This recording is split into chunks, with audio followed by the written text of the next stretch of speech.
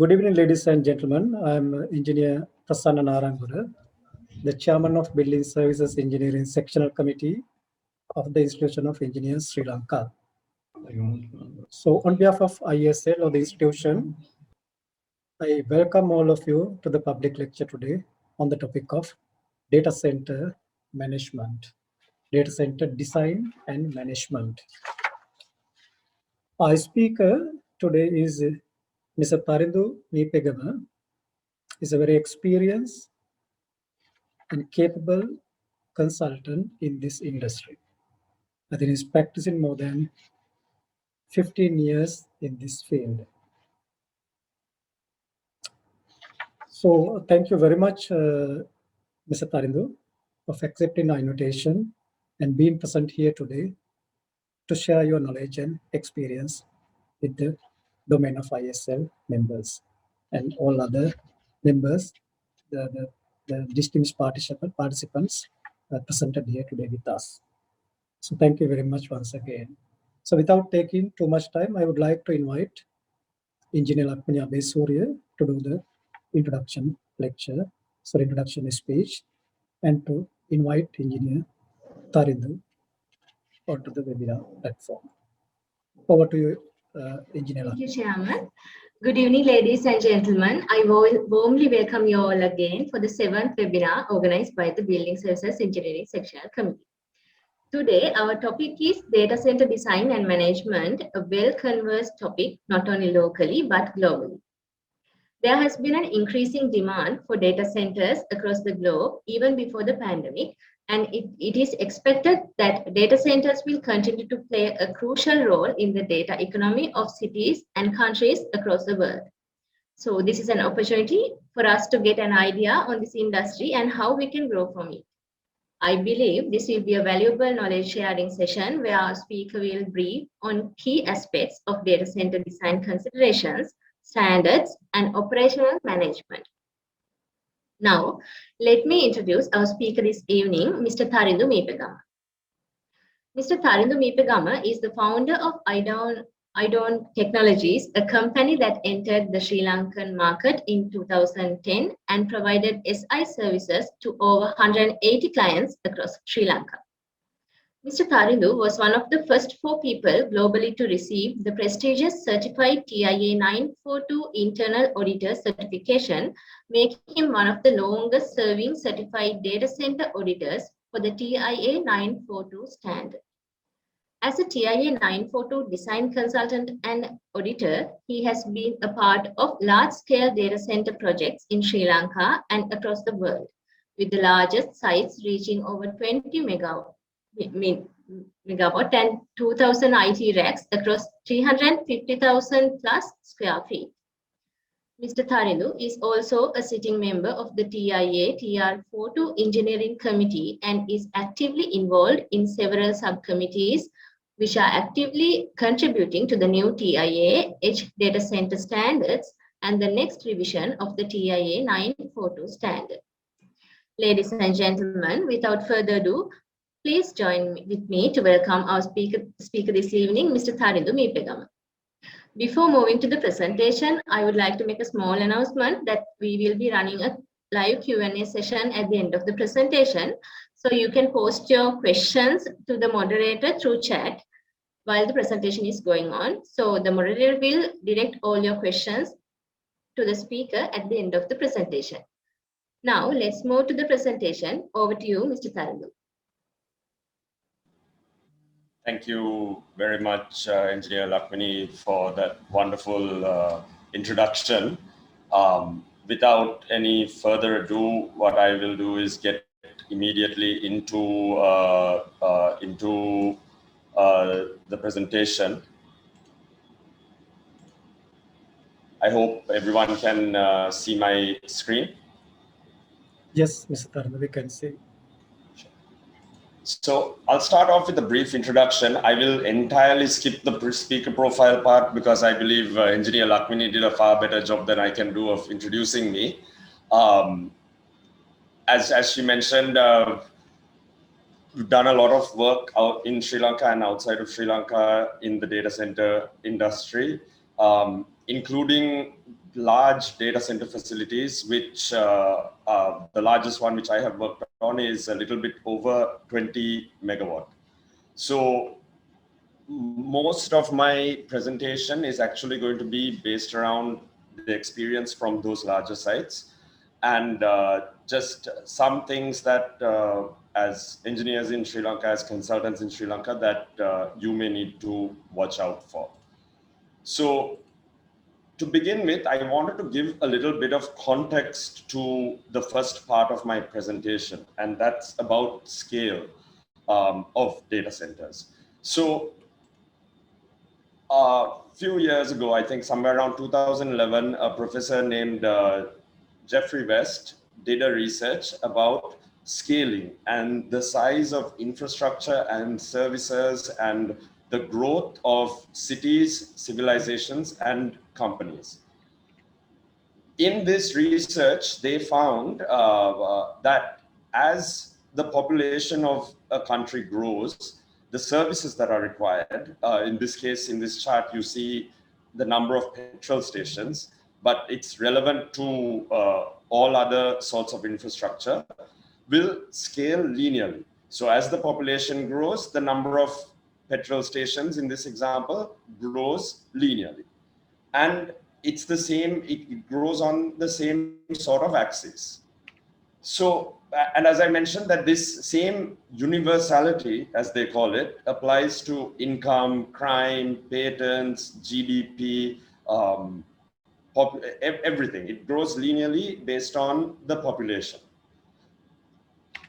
So keeping that in mind, when we talk about a country that we can compare very similarly to Sri Lanka, when we take Singapore, I know as Sri Lankans we are very proud, and there are people who say that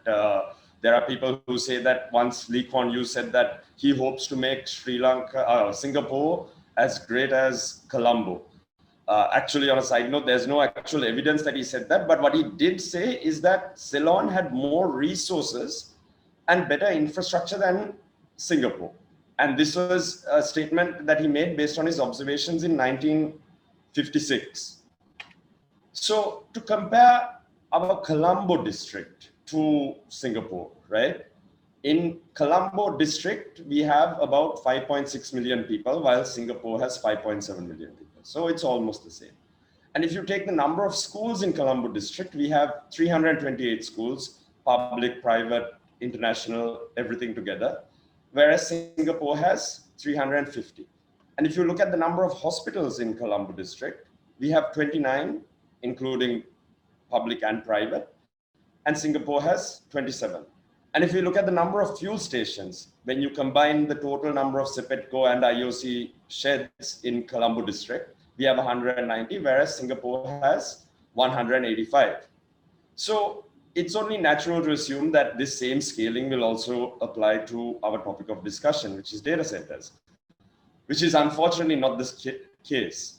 When we take large-scale co-location, large-scale data center facilities, and I'm not counting those small enterprise data centers, or I shouldn't say small, the enterprise data centers that individual companies or banks may have in their premises. When you look at larger scale facilities in Sri Lanka as a whole, forget about Colombo district, they all, incidentally, they are all in the Colombo district, but in Sri Lanka in total, we have 8, as opposed to Singapore that has 60. And when you take the total capacity of data centers, the total density, the power density of data centers in Sri Lanka, we're at about 9 megawatt, whereas Singapore is at about 357 megawatt. And moving on, when you look at the power generation statistics also, in 2019, Sri Lanka as a country generated 15,922 gigawatts, whereas Singapore generated almost 52,000 gigawatts, right? So it's only natural to assume that our scaling has to catch up, right? There's no particular difference between the two industries, the two environments rather. And it's only a matter of time before our data center facilities also start scaling up to higher densities and to a higher number. So that is the premise of my presentation. And I'd also like to add why I think that this is going to be the case. So just to change countries, this is the most recent research published by JLL about the growth of the Indian data center industry in 2020, right? From 2019 to 2020. And I don't want to go to this in detail, but what I would like to highlight is this growth of 43 or this occupancy of 43% in cloud. And the reason why that happened in India, why this large data center boom happened in India, is because of data privacy and protection laws that was brought in by Prime Minister Modi. So those data privacy and protection laws basically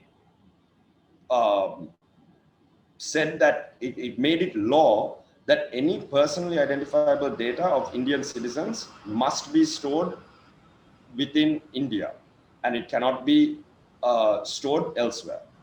So Sri Lanka actually is on the verge of a similar regulation.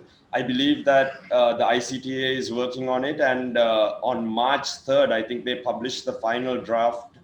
They internally published their draft for comments, if I'm not mistaken.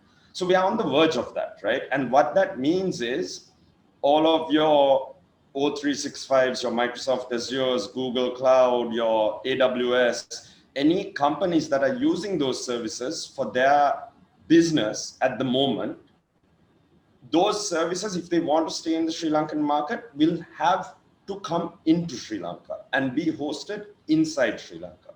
So I very strongly believe that as this legislation is passed, which it must be, given our national security interests and so on, we will see a huge boom in the data center industry as India did. And it may not be to the same scale, it may, obviously because India is much larger, but at the same time, there will be a boom. And as engineers and consultants, we all need to be ready for that. So a majority of my design related comments are going to be around that and around my experience in these larger scale facilities. I'm not here today to teach this distinguished audience of engineers about engineering or about electrical engineering or mechanical engineering. I'm simply here to share my experience in these larger facilities, which are not as common and where local engineers may not have had the opportunity to get that kind of exposure. So very briefly, since we have a limited time, I'm going to cover electrical systems at larger scale. Then I'm going to talk a little bit about reliability engineering, which is meant to be food for thought when you're designing any kind of facility, not just data center, but it will apply to any large building, multi-tenant unit, and so on. And also touch upon mechanical systems and mainly focus on the cooling side of mechanical systems for data centers. And also a few observations that I have made in the local market with regards to fire safety, fire suppression, fire detection systems. And then based on some input that I received from engineer Narangoda, as majority of this audience are building service engineers or in some way are engaged in building services, I really want to talk about tier 3+ requirements. I mean, if you're going tier 3 or tier 4, requirements that would be needed in any kind of facility building that you're building. So as consultants, as engineers, when you are working on your next project, these will be questions that you can ask your superiors, that you can ask your clients, whether it will actually be needed, and add some of your input into it. And then I will also touch upon standards very briefly, extremely briefly, because I believe that we'll be nearing the end of the time by the time we get there. And then also talk a little bit about operations and management as per the topic. So getting right into electrical systems, the first point that I wanted to highlight is now in data centers, we need to start thinking in megawatts, and newer data centers kilowatts for the most part. What we see is at the moment, even enterprise data centers, they're 20 kilowatt, 30 kilowatt, 40. And then you have some of the larger facilities that are 100 kilowatt, 130 kilowatt. But when this data center boom happens, which is inevitable, you won't be building in hundreds of kilowatts. You'll be building in megawatts. So that is something that I want to highlight. So the last 3 data centers that were constructed in Sri Lanka have all considered an IT load of more than 1 megawatt, less than 2, but more than 1. And the next 6 upcoming data centers that are being designed at the moment, that are in RFP stage, that are on the roadmap for different service providers that I have some knowledge on, are being designed for more than 2 megawatt. So this density increase is actually happening right now. So you need to size for higher densities. And that needs to be done without considering what is the current rack density in Sri Lanka. So at the moment in Sri Lanka, the current rack density is about 3 kilowatt. And the newer data centers that are being built for or designed for 8 kilowatt. And globally, this rack density, this average rack density is rising. So I have a small image here from chart here from the Uptime Institute. Uptime is a data center standards and research organization, or rather Uptime is owned by a very large research organization called the 451 Institute. And every year they do a survey where they poll all of their members.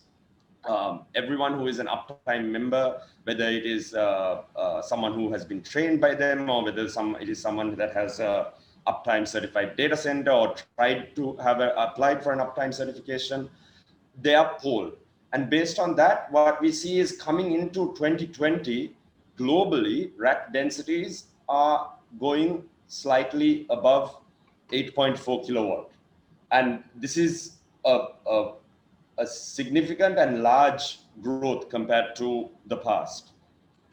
And to put that into context, these respondents, 25% of them have a rack density where in one IT rack, in one data center server rack, between 1 to 4 kilowatt of density on average is 25%. And 46% are in the 5 to 9 kilowatt range. And I'm not going to talk about these outliers because we are still not there. But essentially what this metric means is that when you consider globally what is the average density and what is the average consumption of data centers per rack, actually the facilities that are there in Sri Lanka at the moment will not be able to cater to 46% of this demand. I mean, they will rather, I should say it in a different way, which is actually more drastic. They will only be able to cater to about 25% of the demand. Everything else, they will be unable to cater. So when you take in Sri Lanka, the 2 large co-location service providers that are here, one has about 300 racks, and when you take 300 racks at an 8 kilowatt density, when you take this global average, you need about 2.4 megawatt. Right now, they're only sized for 5 kilowatt per rack. If you take the other one, they are planning to develop up to 500 racks, and for 500 racks at 8 kilowatt, they need about 4 megawatts of power. They're only currently sized for 1.5 megawatt. And which can be expanded up to 2.5 megawatt, right? So the important point, the key point here that I want to drive is that when you build data center facilities, you're not building it for 1 or 2 years. It's a large capital investment. It's a large land acquisition. It's a large infrastructure burden in terms of power, in terms of cooling, and so on. And we really need to start looking at facilities that are viable for the next 10 years, the next 15 years. And right now, I don't see that happening. And this is where you as consultants and engineers can come in and advise your clients, advise your superiors on this is sort of the roadmap of where we need to go. Otherwise, when this data center boom does happen, we're all going to be struggling. So with that said, the one thing that I wanted to highlight on in terms of electrical, in terms of a technical aspect of electrical in detail, is the utilization of bus ducts and busways instead of cables. At the moment, we have, all data center facilities, we are using a large amount of cables for power distribution, for power delivery, and power distribution up to the endpoint. But as we start scaling up, cables are going to start to become a limiting factor. So I wanted to touch briefly on the terminology. Bus bars, we are all familiar, they are inside panels, right? Bus duct is a bus bar which can take power from point A to point B. There's no tap-offs. It is just simply just like a cable. It will take power from one panel to another panel, or transformer to a panel, or generator to a panel. And then you have busways, which are used mainly for power distribution. So what that means is it's just like a bus duct, but there are plug-in openings, or you can, there may be plug-in openings. There may be universal openings where you can plug in a tap-off unit and you can distribute power all the way up to the endpoint. It can be an intermediate distribution, or it can be an endpoint distribution. So I wanted to highlight to those engineers who are not so familiar on the electrical side, the advantages of bus ducts and busways. So you have a longer service life, you have higher availability, because with cables, especially when you come to larger amperages, longer runs, you may need multiple cable runs to accommodate that requirement. And any failure in a single run will affect the entire system. So bus bars, bus ducts and busways have the ability of reducing that failure rate and improving the availability. Also, bus ducts in general have a low fire load. So fire load is basically what things that can cause fire, things that can burn, things that will make a fire burn more intensely or for longer. So bus bars intrinsically, I apologize, I commonly use the word bus bar, but I'm referring to bus duct and busway. Bus ducts and busways have a very low fire load. They have better resistance, electrical resistance, and that leads to a reduced loss of energy. Recently, we did an on-load testing, or we started an on-load testing of a larger data center facility in Sri Lanka. And we were seeing numbers, between the generator or the power plant and the point of use, we were seeing 14 kilowatt energy drops, which is only about 1.5%, but there's still such a drastic energy loss. And that is even after using busways for some of the distribution, or majority of the critical distribution. And also with regards to data centers, or IT facilities, I should say, in specific, bus bars emit lower EMF than cables, which is very important for IT services, for telecommunication services, and so on. There's no dependency on length. You don't need to change sizing based on the length. A 2,500 amp bus bar will be a 2,500 amp bus bar no matter how long you run it. And it has lesser points of failure. So I want to touch on this with some images. What you see here is incoming and outgoing cables. There's 48 runs of cable for a UPS system, a larger UPS system that was implemented, of about a 1.6 megawatt, if I'm not mistaken, total load. And there are 24 runs for incoming and 24 runs for outgoing. So that means at the UPS alone, forget about the main panels, there are 24 nuts and bolts that need to be tightened, torqued, and checked. And there are 24 points of failure. In another site, a UPS system, which is installed by the same vendor, or the UPS from the same brand, was ordered with a bus duct installation. So this is a 1.8 megawatt system, total capacity. And you see, it's just one clean bus duct feeding into it. And to go to the point about lower points of failure, you see that instead of 24 nuts and bolts, there's simply 8 here on the input side and 8 on the output side.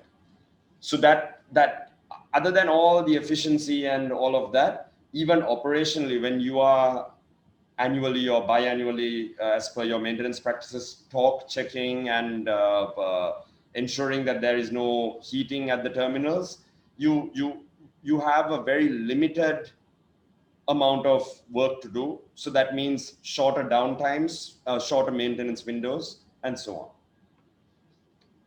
To talk about busways specifically, which is something that you can use for your intermediate distribution or for your endpoint distribution. One of the big advantages there for you to consider in your designs is the fact that it's decentralized. What that means is you don't need to have all cables coming back to a central point, a central panel. Wherever you need it, you can just plug in you can plug in a tap off or a plug-in unit, as they're called, and take power out. So this also leads to footprint savings, both in terms of panels. You now no longer, if you have a data center, let's since that is the topic of discussion, if you have a data center where a certain panel needs to feed 100 racks, you will need 100 breakers inside that panel. You will need 100 cables leading into that panel. Instead, one bus bar is all that you need to distribute power to all of the 100 racks. And your panel footprint reduces, and your cable trays, cable ladders, and so on, footprint reduces. And maintenance is easy, because when you need to do a maintenance on a particular breaker or a particular plug-in unit, you're only affecting that particular unit, instead of maybe possibly having to shut down the entire panel, where you, depending on your panel form, construction form. So when it comes to data centers where we're looking at high availability, where there are numbers floating around that a tier 3 data center can have a maximum of 96 minutes downtime for a year and things like that, these small aspects, in fact, become very important. And then also flexibility. As I mentioned, you can put a plug-in unit anywhere. So you add a rack, you need additional power density in a rack. You don't need to lay any new cables. It's simply just a matter of putting in a new plug-in unit or new tap-off unit. And also sizing and planning becomes much easier, because your voltage drop is pretty much consistent throughout the bus bar as guaranteed by the manufacturer. So I wanted to share some pictures of a site which uses bus bars, two different sites actually. So here actually this is a telecommunications site where a bus bar was used for DC power distribution. So in the telco space, for DC distribution, the traditional way is to have your rectifier and then have large cables leading from the rectifier up to a DC power distribution frame, PDF as it's called. And then from there up to each point of use rack. In this particular site, my client was considering the use of 4 DC PDFs, which are basically the size of a rack. So by using bus bars, we eliminated the need for the PDF. And we gave them 4 more racks in that same room. Also, in terms of the distribution, as I said, we didn't have to consider as much voltage drop on the bus bar, especially with DC voltages. This is very important and this is key. So this was done, and what you see here is actually DC current, minus 48 volts DC runs through these bus bars, and DC breakers tap off. The tap off unit takes the power from the bus bar, and these DC breakers feed the DC power distribution frames in the racks. Moving on to another site that we are working on. Here you actually see in this picture two busway systems. This is one busway system, and below that here you can't actually see the bus bars in this picture, but you can see the plug-in units. So here this plug-in unit actually is used to distribute power to the AC systems.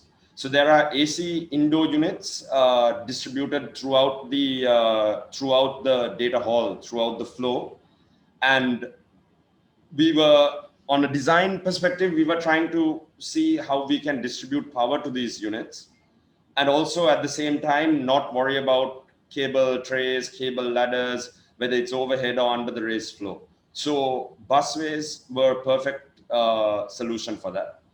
And in the same way, below what you see here is actually the tap-off units. It's from a different brand. There are two different brands that was considered to optimize the cost. What you see here is tap-off units that are feeding UPS power to the actual IT racks. And currently these tap-offs are sized for about 5 kilowatt. That is the demand that these tap-offs have been ordered for. But the facility has been designed with the change of a tap-off, or with the change of the rack PDU, it can go up to 11 kilowatt in this on this flow plate. So these are the kind of design considerations that as engineers that you need to be taking when it comes to the large data center facilities. So moving away a little bit from electrical, but I'm going to use electrical as an example for this. When we start building bigger facilities as engineers and consultants, something that you should consider is reliability engineering, which is basically the concept of using bigger and fewer. And the reason to do that, and I will demonstrate that in a very small example below, is mean time between failures. When you try to reach an ultimate capacity by using more and more components, your mean time between failures will reduce. So in this very simple example, which is a small example, something that I have shown here is where you have a critical load of 350 kilowatt.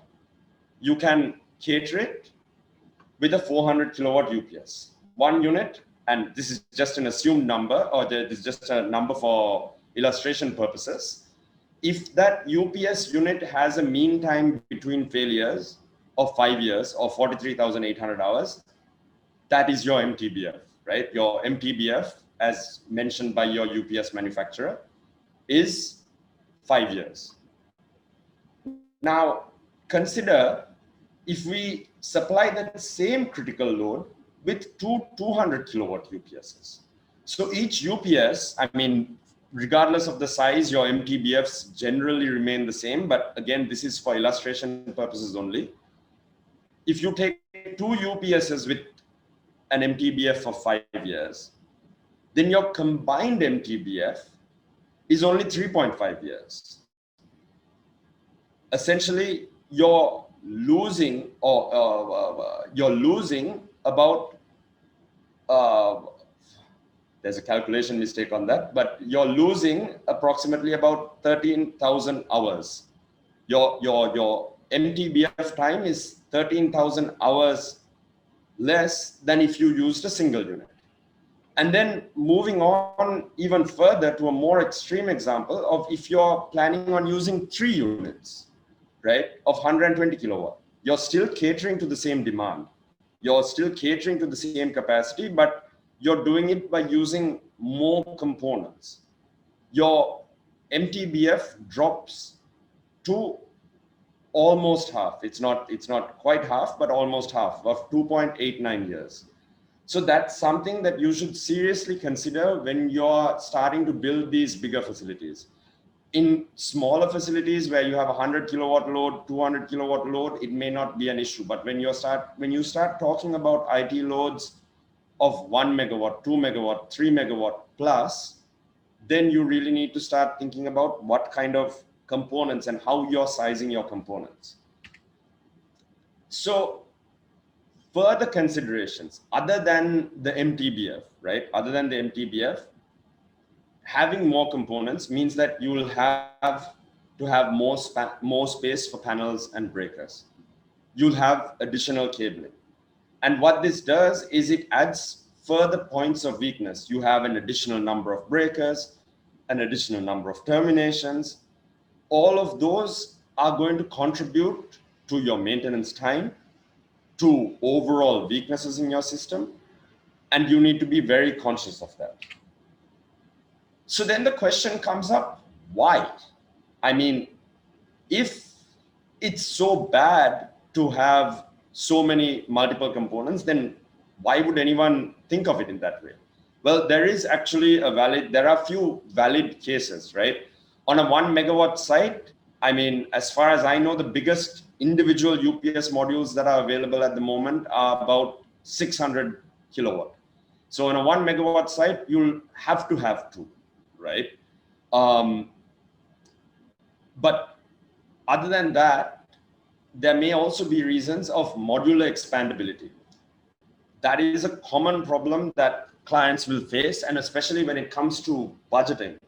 What management and what your clients will ask you as consultants is, why should I spend today on a 1 megawatt system when my sales forecast or my demand that I'm forecasting for the first year is only 400 kilowatt?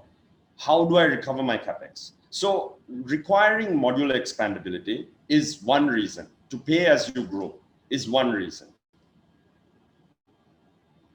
It justifies having multiple components, but in terms of sizing, you still need to be careful and hit that right sweet spot. The other thing is, with multiple components, you have smaller failure domains. So if you want to add redundancy, if you want to go to n plus 1, n is your need, how many components you need to cater to your load, and then you take one more, plus 1 for redundancy. So as you make your unit sizes smaller, there is a legitimate case because your backup unit or your plus 1 unit can be smaller. To take as an example, on a 1 megawatt load, if you decide to go with 600 kilowatt UPSs, then yes, you only need 2 of them.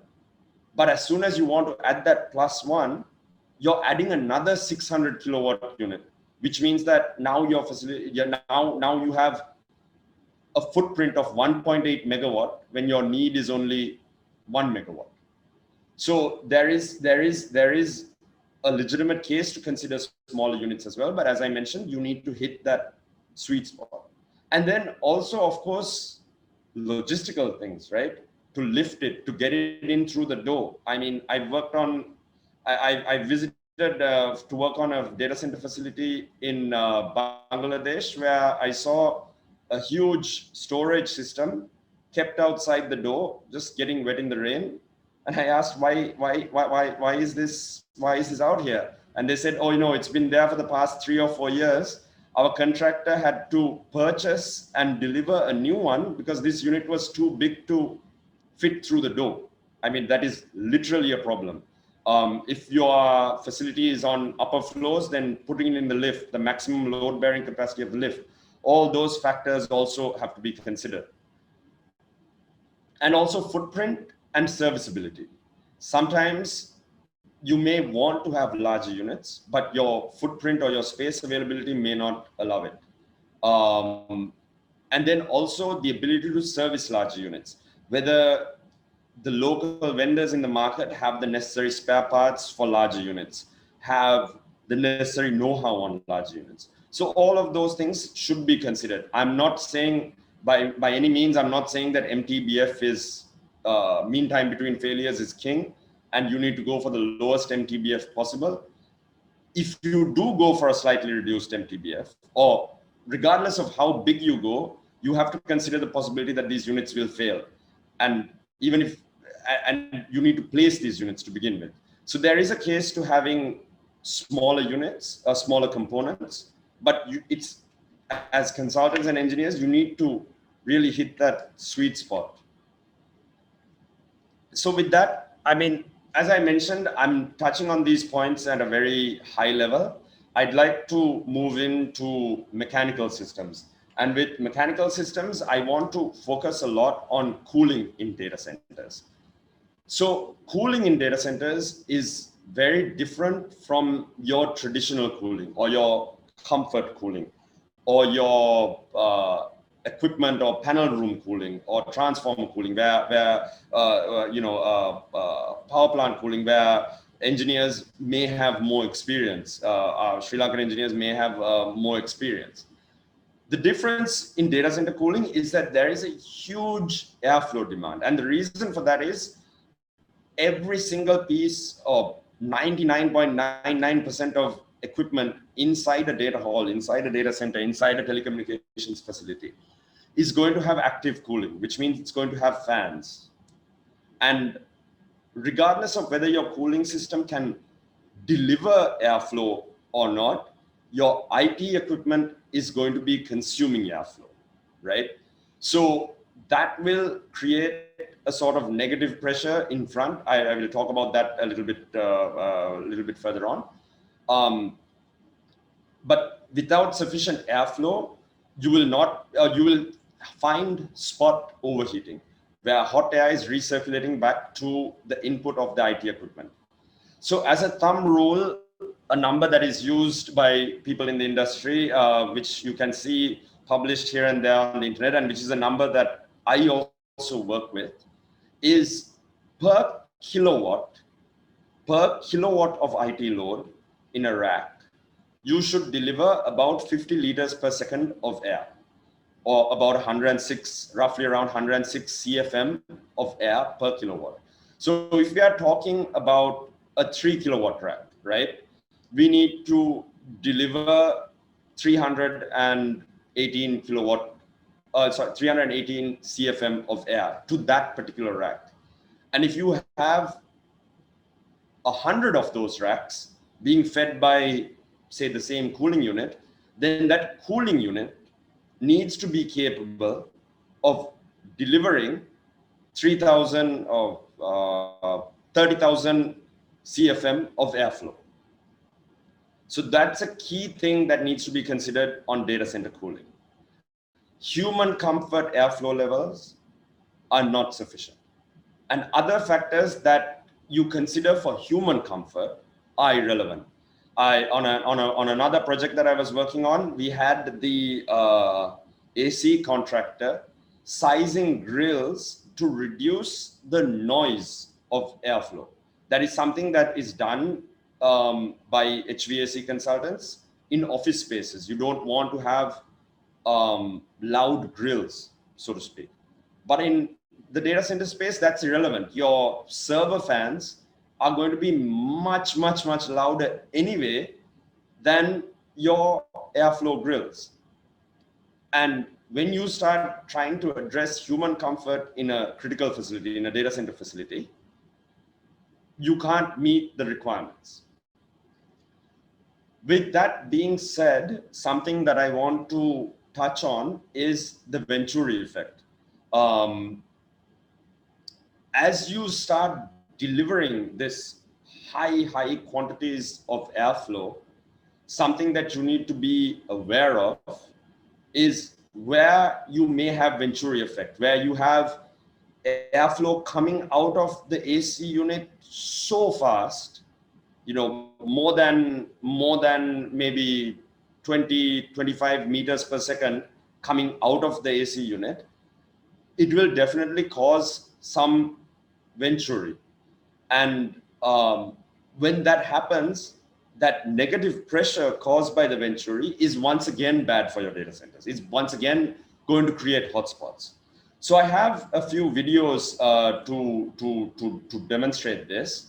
So I'll start off with this one first of all. I'll just pause it here.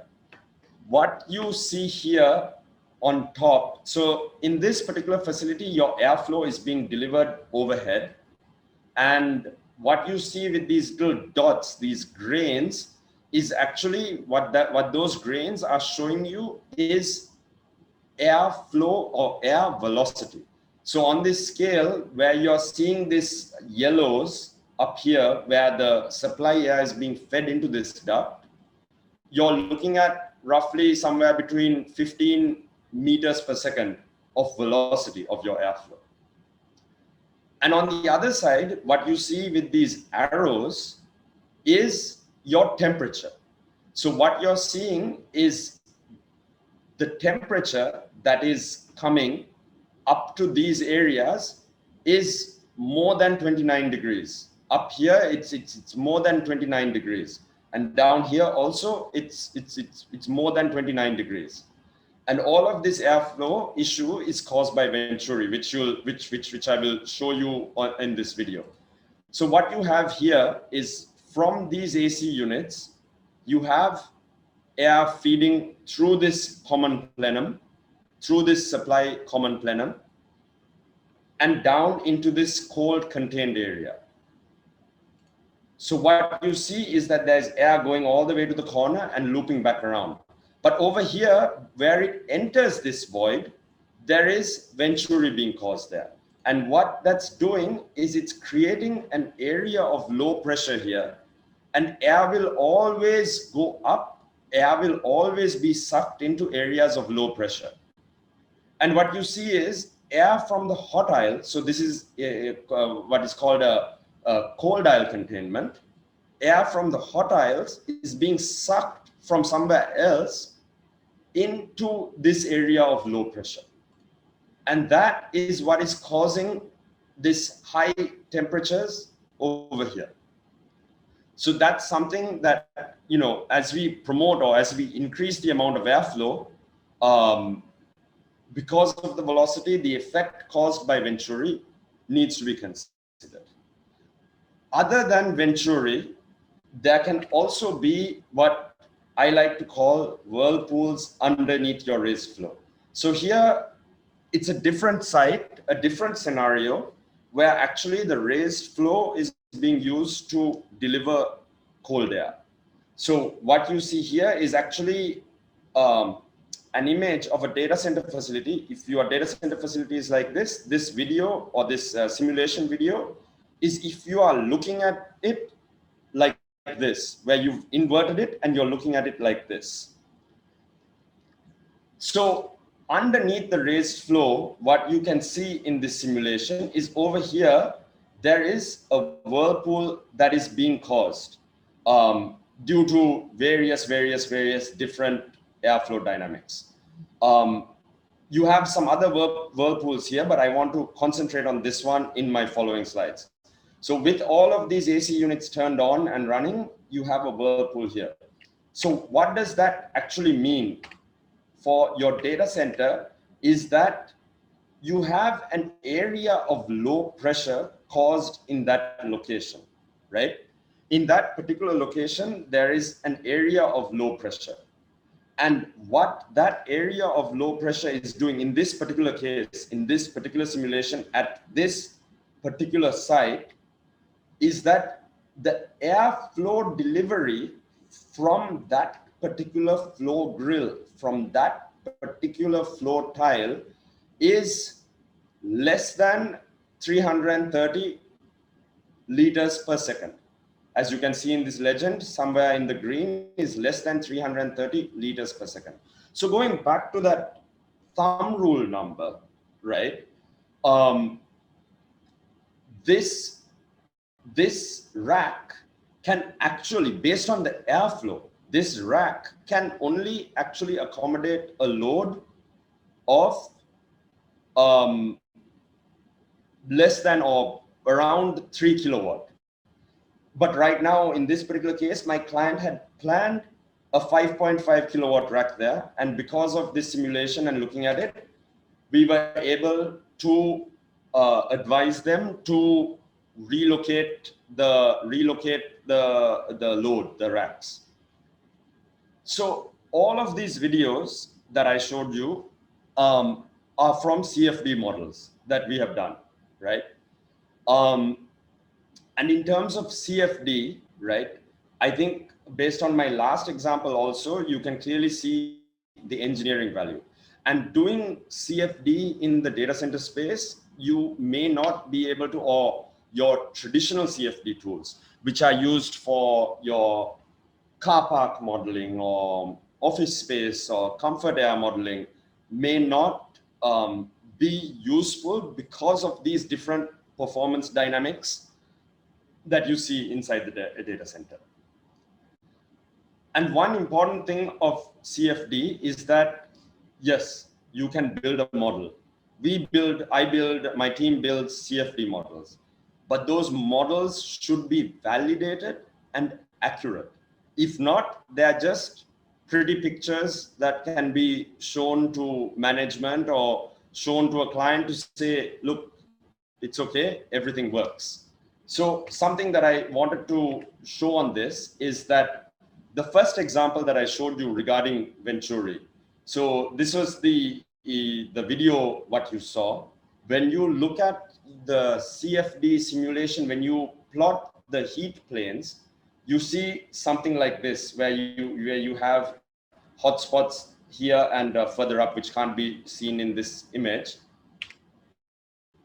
And when we look at that, the as-built site, when we look at it on a thermal camera, you see that the as-built and the as-built performance is actually exactly very similar to what the model predicted in this case.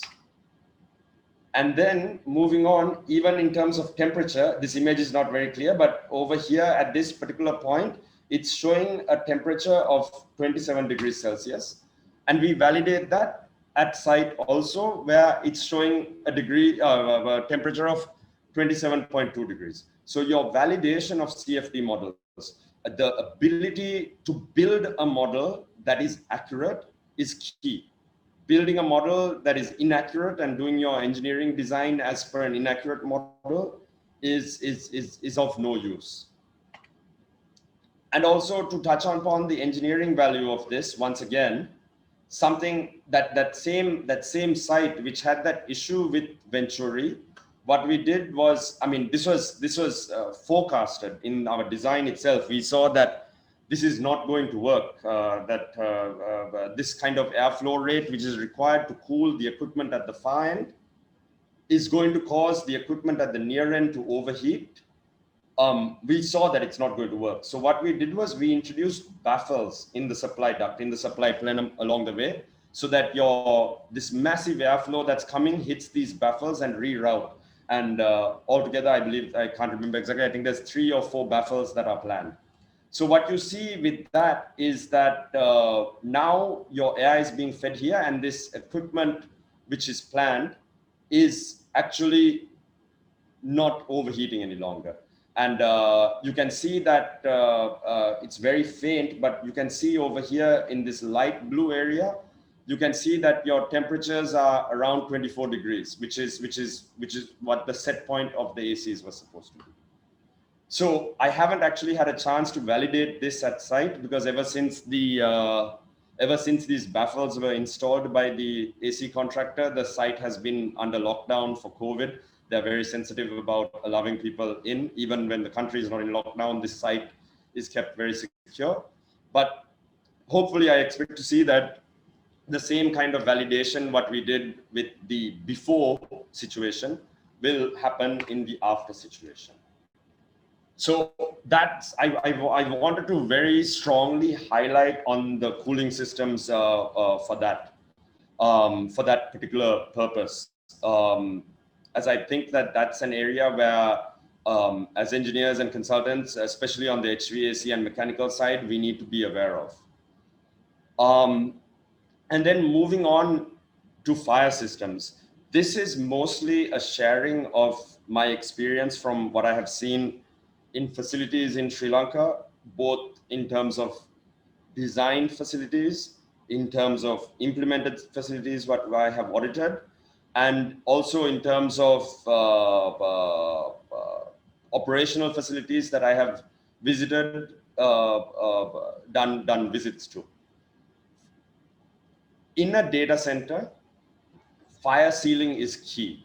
So wherever you have any sort of cable entries, pipe entries, just like in a multi-tenant building that you would do fire sealing in your shafts from floor to floor, each and every cable entry into your critical spaces, whether it's your main data hall, your data center, your rack space, whatever, telecommunication room, whatever you want to call it, your UPS rooms or your power rooms that are supporting the critical infrastructure, to your battery rooms, fire sealing is critical.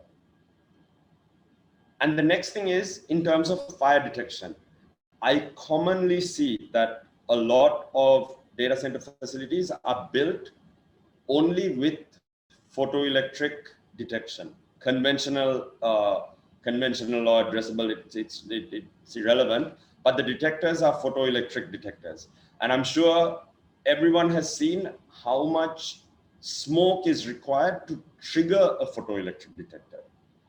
And that is really too late, or it's too much of a risk. You're waiting too long to identify a fire risk. So early warning smoke detection, EWSD, early warning smoke detection, or highly sensitive smoke detection, or VESDA. VESDA is the industry term. Everyone has adopted it, just like a hammer drill is a Hilti in Sri Lanka, just like a vacuum cleaner is a Hoover. VESDA is some sort of early warning smoke detection apparatus, aspirating. So what that means is it's constantly sampling air from inside. It's a aspirational smoke detection system. That is, in my opinion, a must and something that you should recommend to your clients, because you really need that early warning to arrest a fire before it becomes too serious. Apart from that, apart from the safety concern, apart from that direct safety concern, another key point to consider is that most fire suppression in these IT rooms, data centers, server rooms, whatever you want to call it, is done with clean agent. And only a very few facilities I have seen that use nitrogen. All other facilities that I've seen use FM200, Novec 1230, something similar to that, which is an engineered gas. And these engineered gases must be imported. So even if there is an accidental release, or even if there is a legitimate release and your fire is suppressed by your suppression agent, 9 times out of 10, you don't have a backup cylinder. Your vendors, your suppliers won't have a backup stock of engineered gas to refill for you. So that means for 2 to 3 months, depending on the lead time, depending on the lockdown situation, depending on government regulations and restrictions of import, your facility may not have fire suppression at all. So what you expect from an early warning smoke detection, and this is something that I would like to share with you in terms of operations and management, is as soon as your VESDA systems, or your, I'll call it VESDA for ease of delivery, as soon as your VESDA systems recognize that there is a fire in the incipient stage, you need to immediately attend to it. You need to turn off your automated suppression system, because your automated suppression system anyway is not going to trigger until your photoelectric sensors get double knocked. Immediately take a handheld fire extinguisher, and if your VESDA systems are zoned, go to the relevant zone. If your room is small enough that you only have one zone, then you may have to walk around the entire room and use your nose, smell it. VESDA systems will detect fires at an incipient stage when the first smoke molecules start coming. At that point, it's too little for you to even smell it. First, you will smell the fire, then you will see the smoke, then the flames will come. your photoelectric detection, the smoke will only be thick enough to trigger your photoelectrics when there are visible flames.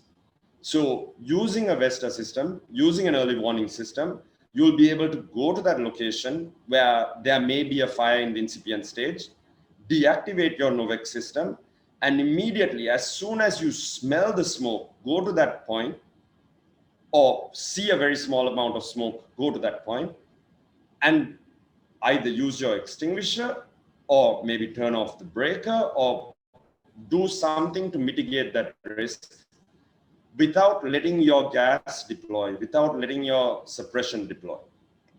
And that way you've saved your company, your client, whoever, a few million rupees. The cheapest, the smallest rooms, the cheapest systems that I've seen, the clean agent alone would cost somewhere around 1 million rupees, even in a very small room. On larger rooms, on a larger facility that I'm working on, the clean agent cost alone is about 15 million rupees.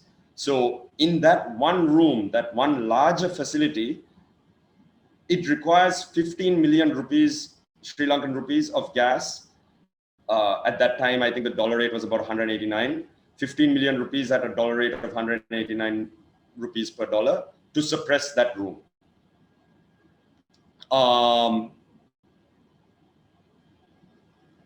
That is a very important thing that operationally and in terms of design that should be considered by all engineers and consultants. Also something that I wanted to highlight to engineers and consultants, and if there are any people here with IT backgrounds, they would probably agree with me. For them, data and equipment protection is the most important thing. So using things like sprinklers or having water inside your data center, right, is something that all IT people or even sometimes electrical people on your panel rooms, UPS rooms, it's something that you would frown upon, right, to have a sprinkler system. But more than data and equipment protection, something that's more important is building protection. And something that is even more important than building protection is human protection. So as I mentioned, gas suppression systems, they're great, they work, right? As long as it's built properly and done properly, as long as your design calculations are followed properly, gas suppression systems will suppress a fire, but it's one shot. Your gas releases, it suppresses the fire. If the cause of the fire or the reason why the fire started is still there, when your gas concentration goes below effective levels, the fire will reignite. And when it reignites, you are not going to have another shot of gas to put it out again. So at that point, building protection and human protection starts to trump equipment and data protection. So especially in battery rooms, where if there is a fire or if a battery overheats, leaks, that battery will become so hot, especially in VRLA batteries and lithium ion, even more than VRLAs. The battery will become so hot that it will self-ignite. The inside of the battery will become so hot that your plastic casings, your cables around it, whatever other hardware accessories around it, labels, monitoring modules, the battery itself will be so hot that those will ignite and your fire will continue. A very sad similar story is in Germany, where a large cloud data center caught on fire, entire facility and two other, if I'm not mistaken, adjoining facilities completely destroyed by fire that started in the UPS battery room. Because the official reason is not out, but they did not have adequate fire suppression, essentially, and fire stopping. So some things that you can consider in terms of sprinklers, because obviously I understand the risk of water is real. The risk of water, sprinkler head bursting or getting damaged and water falling onto your equipment is real. So what I have seen commonly in large facilities overseas is using dry pipe. So the pipe is flooded up to the entry of the critical room, and there is a mechanical valve that keeps the pipe closed. And also there is a separate pressurization system that keeps the pipe pressurized with nitrogen so that there is no internal corrosion on the pipe.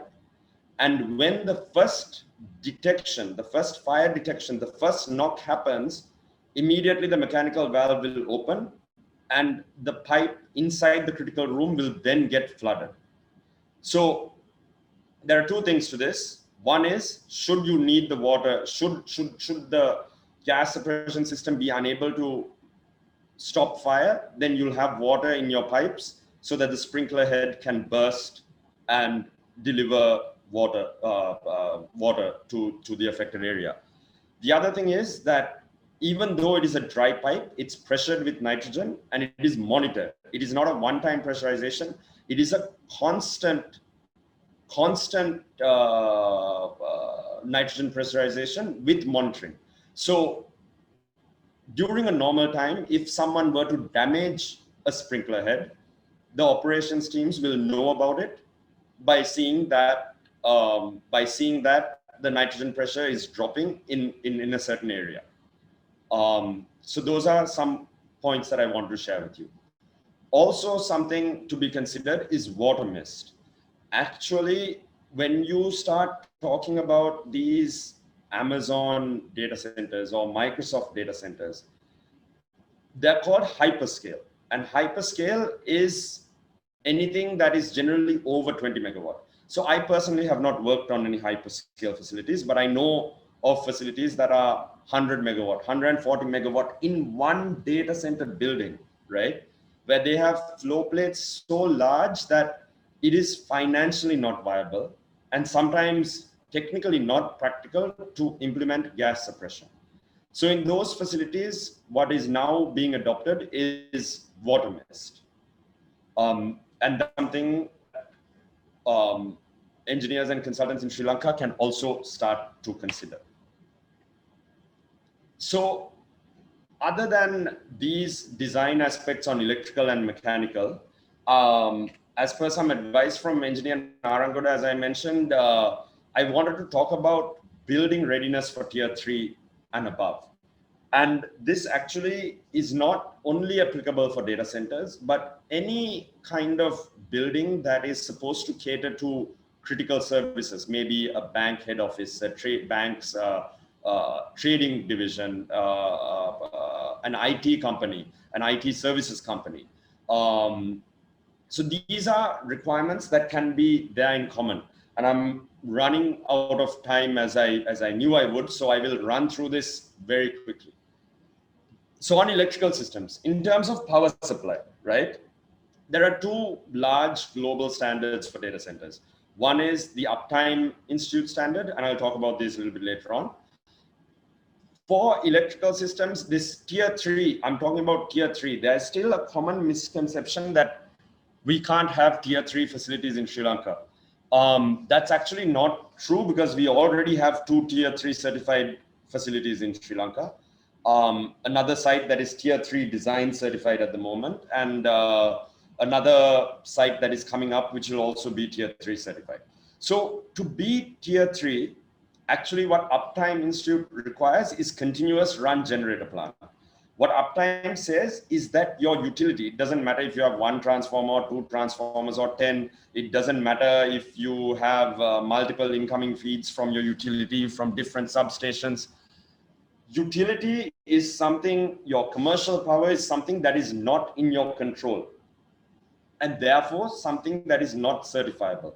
So if you want to go above tier 3 or tier 3 or above, you must have continuous run generators where you can indefinitely power your site, where there is not going to be any limitation on your generator. Obviously fuel is a limitation, but other than that, your generator operations should not be a limitation. Your generator capability should not be a limitation for you to run your site continuously, forever, essentially.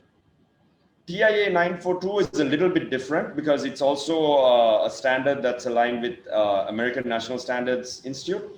TIA actually allows you to have dual utility incoming, which is extremely difficult in Sri Lanka. Have dual utility incoming with a standby generator, or the same as uptime to have a continuous run generator plant. And going above tier 3 on your generator and power plant side requires N+1 or 2N. So you need to have at least one redundant system, and you need to have at least one redundant component of critical component, which is say generator, have an additional +1 generator, or you need to have two separate systems, two separate equal systems on two separate distribution paths. So that is the requirement for tier 3 and above. And what you will find more and more, even in your multi-tenant buildings, in your high rises with foreign customers coming in, foreign clients coming in, especially with port city development starting and the government and everyone looking to cater to foreign banks, foreign financial companies, foreign IT companies, they will be looking for this N+1 redundancy or 2N redundancy. I know buildings right now, large multi-tenant, multi-story buildings right now that have been designed and built and where retrofits are required in order to make tenants happy, or tenants have signed up on the premise that these retrofits will be done. So that is something that you need to be very careful of. And when you're designing this N+1 redundancy or 2N redundancy in data centers, you need to be very careful about any single point of failures that defeat your redundancy. So something that I commonly see, especially in Sri Lanka, or I mean, everywhere in the world, is bus couplers. We are all familiar, electrical engineers will be familiar with the term of bus couplers, where two separate feeds or two separate generator systems, you add a bus coupler in order to be able to feed one side from the other, right? So here, from one of our projects, I took this single line diagram as an example, but this is not for a data center. This client has two transformers feeding two separate panels. However, the generators, which they also have redundancy on, are only fed into one panel. That itself, in a data center case, will be a failure. And also, that means that should any maintenance be done on this panel then loses the ability to have generator. But more importantly, going back to the point of bus couplers, of the key point, there is a bus coupler here which allows power from the generators to be fed to this side, or in case of a transformer failure here, power from this transformer to be fed to this side. The key issue here is that this bus coupler is a single point of failure. What that means is, should this breaker fail, and I've seen the argument that, oh no, we have draw type breakers. Our breaker can be replaced. We can draw it out and insert a new breaker. What happens when you're drawing out or inserting a breaker? That the chassis itself gets damaged. In that case, to replace this breaker, you actually need to de-energize this entire side as well as this entire side in order to do this breaker replacement. So what we commonly call in the data center industry for this kind of arrangement is that you need to have a main tie main arrangement. So this is a panel drawing from another side. So even though this is shown in one panel, this is designed with panel separations such that this entire side is one single panel with one single bus bar and one separate control system. And this side is another panel with another control system and another set of bus bars. So what we have is two incoming supplies here and then two outgoing supplies with the bus coupler in the middle with two tie breakers. So just as before, should there be a failure on this breaker, no problem. This side is still fed, this side is still energized. You just turn this breaker off. This side will have to be de-energized by turning off this breaker, and you perform maintenance here. In the same way, should this breaker need maintenance, should this breaker need maintenance, you turn off this feed, you turn off this supply, this side goes dead, you turn off this breaker to isolate this, and you keep feeding your critical systems from this side. So this is a key design issue that I see commonly when electrical engineers are designing data center facilities. They treat it like a traditional electrical system, and that single breaker, that single bus coupler, that single tie breaker, if you want to call it, eliminates, creates a single point of failure. So that is something that is key to watch out for. And the primary purpose is of all of this redundancy, of all of this building and discussion is to eliminate any single points of failure.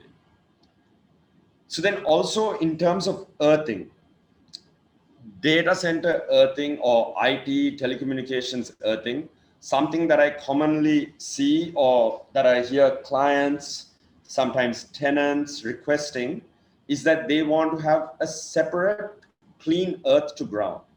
So as electrical engineers will confirm that you can't have multiple earths entering a building or multiple earthing in a building unless it is equipotentially bonded outside. And in fact, that separate clean earth is not required. So the TIA, the Telecommunications Industry Association, actually has a standard about bonding and grounding for customer premises, for telecommunications, bonding and grounding for customer premises.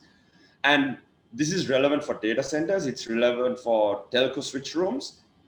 It's also relevant for any building, be it a multi-tenant or a single tenant, right? Because it's the telecommunications bonding and grounding standard for customer premises, not for a data center or a telco or a server room, right?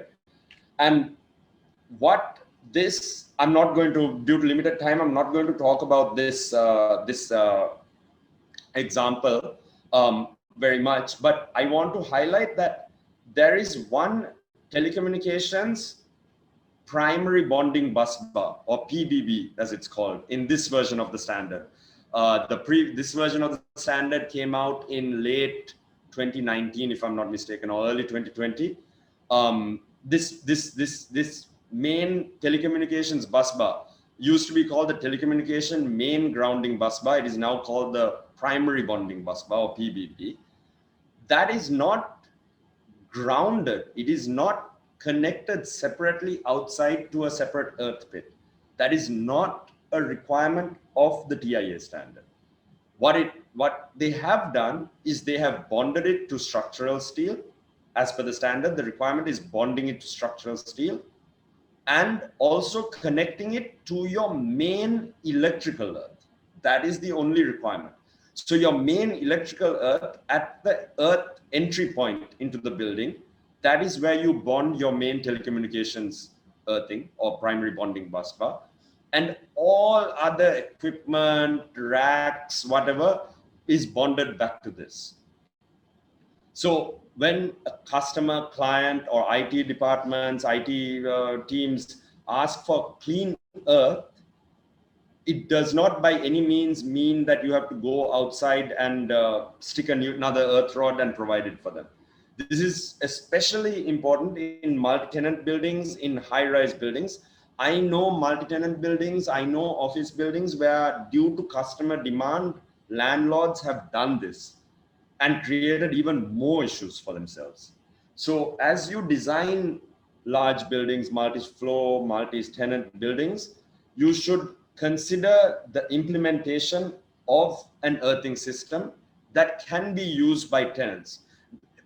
I mean, this is an example of a design which we did for a multi-tenant building, where we placed one TMGB. At the time that we did this design, it was the previous standard, so it was called the TMGB at that time, which was bonded to the main electrical earth with cable.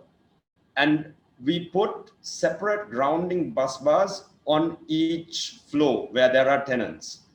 So any tenant that requires a clean earth for whatever reason, maybe it is for the IT servers, for whatever reason, for the telecommunication systems, can just tap off from that flow. So the facility, that particular building is ready built for IT requirements and data center requirements. So that's something that you should consider in your designs. Moving on from electrical to mechanical systems, right? Just at a very high level, I'll say that ensure that there are no single points of failure in your mechanical systems. I don't want to go into chilled water piping, chillers, condensers, condenser water, valves, pumps, and all of that. But essentially, just like with your electrical, ensure that there are no single points of failures. Also, consider the space requirement when you're designing for heat exchange, especially if you are talking about data centers that are going on multiple floors, if you are talking about multi-tenant buildings that may host critical facilities, data center facilities, then you should advise your clients as consultants, as MEP, critical systems, engineers, IT consultants, whatever your role may be, building service engineers, whatever your role may be, advise clients for space for heat exchange. I know a building where a client, I mean, it was a building built, it's a multi-tenant building, but it was built by a certain department, a government department. And now that department can't host their own data center in-house because they don't have a way to put heat exchange. They don't have a place to put the heat exchange. So from your architectural building design, when you get involved, inform your architects, educate the architects, educate the clients that heat exchange is a requirement, especially for any facility that will have a data center, server room, or whatever. And then moving on to something that I wanted to talk about more in detail is fuel systems. So when you start talking about tier 3 and beyond, where I see in Sri Lanka where facilities cannot meet this requirement is on the fuel systems, right? So for your fuel systems, if you are going for a tier 3 certification or above, you need to have redundant bulk storage. You need to have redundant piping from those bulk storage to pumping systems. You need to have redundant pumping systems. You need to have control redundancy of the pumping systems so that when there is a low level, the automated signal is also redundant. And you must have individual day tanks for your generators. What I see commonly is you might have N+1 generators, say 3 generators as an example, all fed from a common day tank. That immediately fails your requirement because any kind of maintenance in your day tank, any kind of leakage, failure, contamination, whatever you call it on your day tank, invalidates your generator plant totally, including your +1. So individual day tanks for generators, whether it's in the form of a belly tank in the generator system itself or an external day tank, it's fine, but individual day tanks must be provided.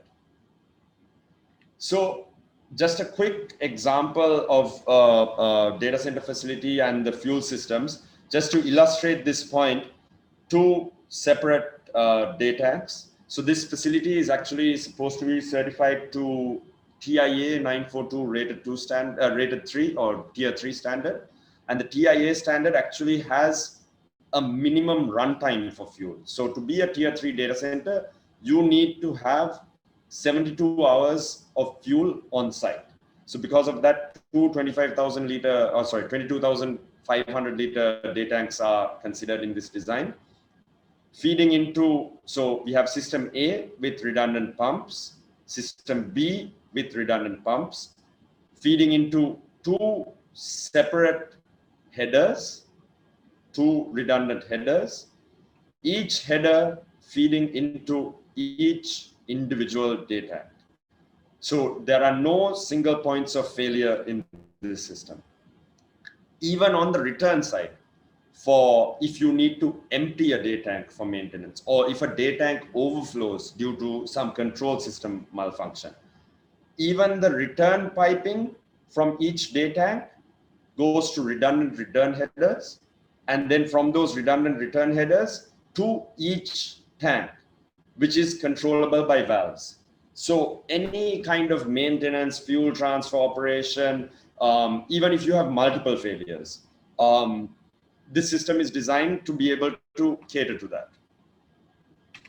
However, I must tell you that when you have so much piping, so this actually what you see here in this picture is the two pumps for control system A. These two pumps is what you see here under implementation. And what you see here is the control panel for system A, and the control panel for system B is separated and elsewhere. So as you can see, this kind of system does require a significant amount of piping. So planning that out, planning the space allocation for the piping and so on is also very important when you're doing this redundant systems design. And with that, I will move into telecommunications and pathways. And I'm talking about pathways along with telecommunications because that's probably what, as consultants and engineers and building service engineers, you will hear mostly about redundant and diverse telecommunications service provider paths for your connectivity. It's not just for telecommunications.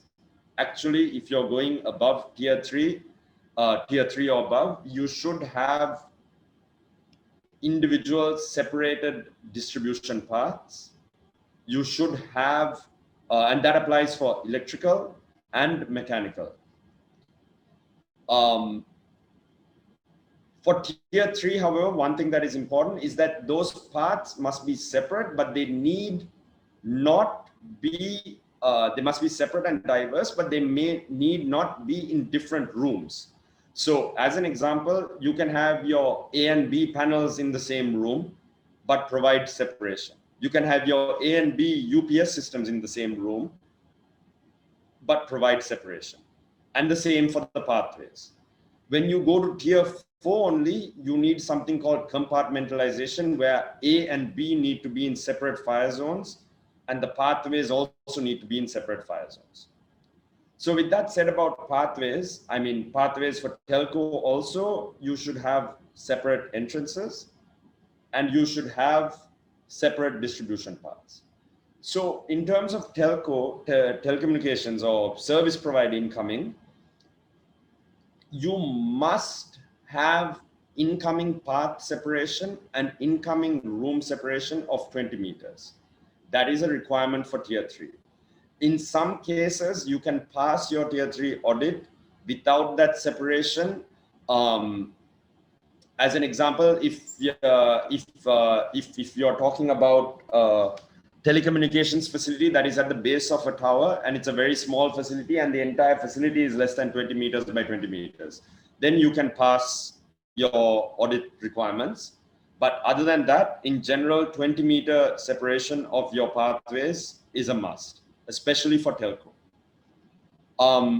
Even for multi-tenant units, moving away a little bit from data center once again, but talking about buildings and high rises and multi-tenant units, it's a good to have. It's a additional peace of mind to your tenants, your customers, your clients, your future tenants, and so on. And also, whatever it is, whether it is a data center that is going to be renting out racks, or it's a multi-tenant high-rise or multi-tenant building, you should provision in advance for tenant services. And this is relevant also for data centers, where you have the cabling provision laid so that on demand your tenants can be serviced. So once again, multi-tenant building that we worked on, the same one from the earthing example, where they have a single MDF room, but there are two meet me rooms, two separate meet me rooms inside that MDF. Actually, inside this MDF, there are two separate meet me rooms, a separate compartment for dialogue, a separate compartment for SLT, and a separate compartment for other operators, already designed within this MDF room and all in separate fire zones. And the telcos are able to cable from their compartment into any of these meet me rooms. And then from these meet me rooms, the distribution up to the tenant floor levels is already built. If a tenant requires two connectivity from two service providers in redundant paths, this is already designed and built to provide that. And this is something that should be carefully considered in all designs. So that wraps up what my comments and observations and advices that I had on the design side. Moving on to just very quickly touch on standards. I didn't write very much here because I rightly knew that by this time would already have run out. But I very quickly want to just run through this. When it comes to data centers and standards, there are two major standards. The oldest one is the Uptime Institute standard, which was first published in 1995. And it's a de facto standard. It's a de facto standard. What that means is that it has been made by a certain company, and it's a standard because the industry has recognized it. And that uptime standard works in two stages. You need to get your tier certification of design documents, or TCDD. And once that is done, that is a prerequisite. It must be done as of, I think, December 2013, TCDD is a must. And your design certification is only valid for 2 years now, if I'm not mistaken, 2 years or 1 year. There was an update coming. I believe it's 2 years now. So then within 2 years, you have to build your facility. If your facility construction takes longer than 2 years, then you must redo your TCDD. And then once your facility is built, you go to Tier Certification of Constructed Facility, or TCCF, where auditors from Uptime will physically visit and audit and perform testing on your site, or witness testing being performed on your site, and issue the certification of Tier 3 or Tier 2 or whatever it may be. One key point is that tier certification of design documents does not make you a Tier 3 or Tier 4 or Tier 2 data center. The data center TCDD only means, the only thing that it means is that if you build the facility the way that it is there in the design documents, then it will achieve the tier rating. However, your tier rating only comes after the TCCF. The other thing is, on the uptime standard, it mainly considers power and cooling. It does look at telco pathways or entrance facilities, but it's mainly, the standard is focused around power and cooling. So moving on to TIA 942 standard, which is the other large global standard.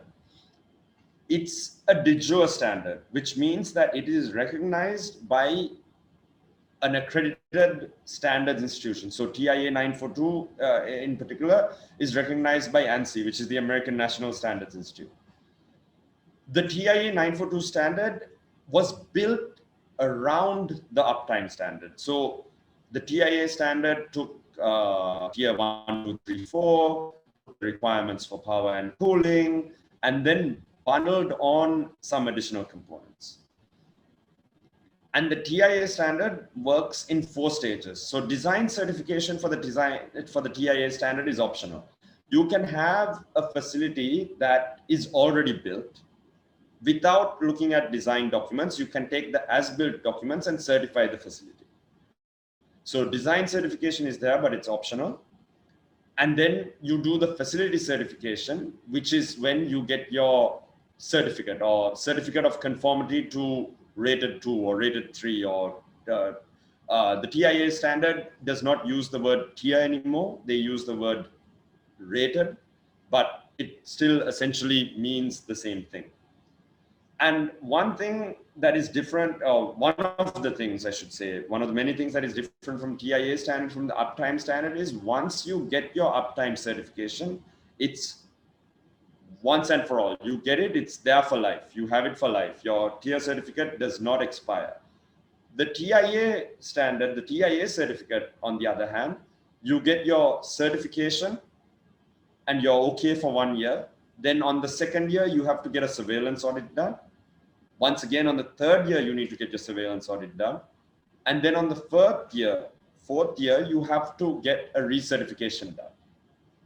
So if you make changes to your facility, if you make additions, expansions, removals, whatever it may be, those expansions and additions must be in line with the standard also, or you will fail your next recertification audit. So it's tougher to maintain the standard in that sense. And also the TIA standard looks at 4 different areas other than electrical and mechanical. It also looks at telecommunications and architectural. So architectural includes fire rating of walls, door sizes, ceiling heights, raised flow and slab load bearing. All of those aspects are also covered as a part of your TIA certification. So these are things that you can advise your clients and your as consultants and engineers when they are looking at standards and which standard to build to. These are some of the things that you can educate your clients, your superiors on with regards to data center standards. But these two, they're the major ones. They're not the only ones. There is another standard called BSESC 002 or 002, which is also recognized by ANSI, which is relatively new, and it's starting to get adopted more and more. And then the European community is developing a data center standard. It's still under development. It's going to be a 6-part standard. I believe part 1 and 2 are published, and 3 and 4 are now in draft review. So that's coming. And around the EN 50600 standard, ISO and ISO IEC together are building an ISO data center standard as well, called 22237. So that is the overall standard landscape for data centers at the moment that I wanted to share with you. And just take 2 minutes to talk about operations and management.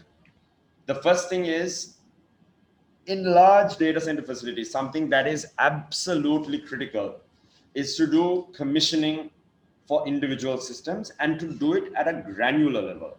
So when we look at commissioning traditionally, say a temperature sensor, they commission it and they say, okay, temperature sensor is giving a reading of 24 degrees, or your AC unit is showing a return air of 30 degrees. Well, that's fine, thank you. But in your commissioning stage, you need to prove to me that your sensor reading is accurate with a calibrated measurement instrument. So when it comes to commissioning of systems, you need to go down to that granular level, not just look at it and say, yes, this sensor is working. Okay, the UPS is turning on, inverter mode is on. You need to put it on load and test it at its full design load. That is also something that's important, both for UPS. I see this happening with UPS for battery discharge, for UPS efficiency testing. I see full load testing.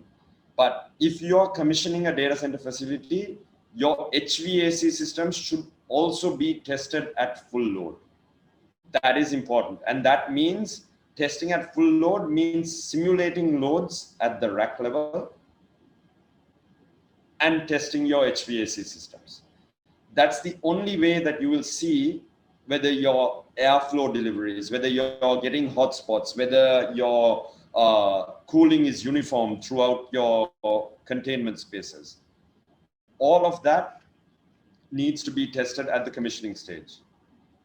The next thing specifically, other than commissioning of your individual systems, is to do integrated systems testing.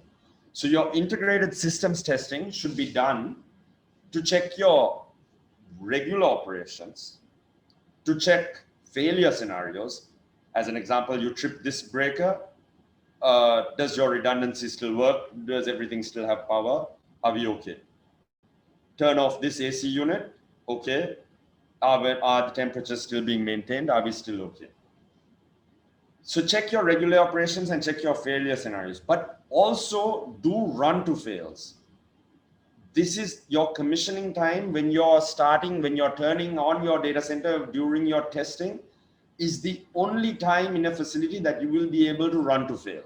Because as soon as there is even one piece of equipment, it's too much of a risk to run to fail.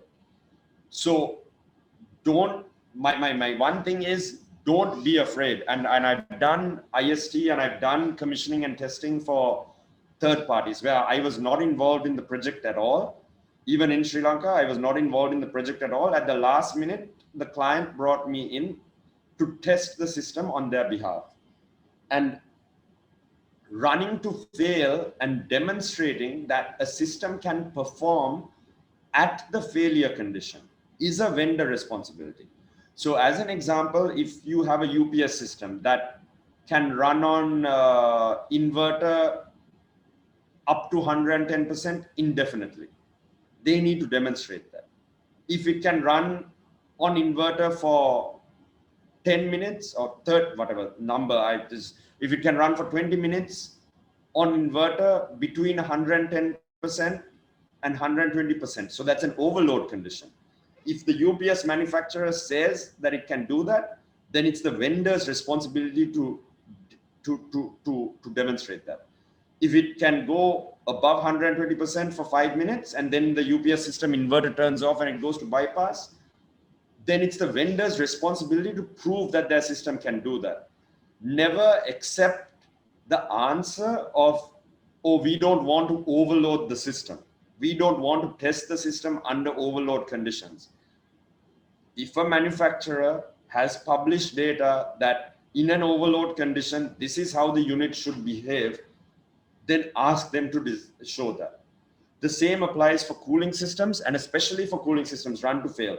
Turn off all your ACs and see how long it takes for your facility to overheat.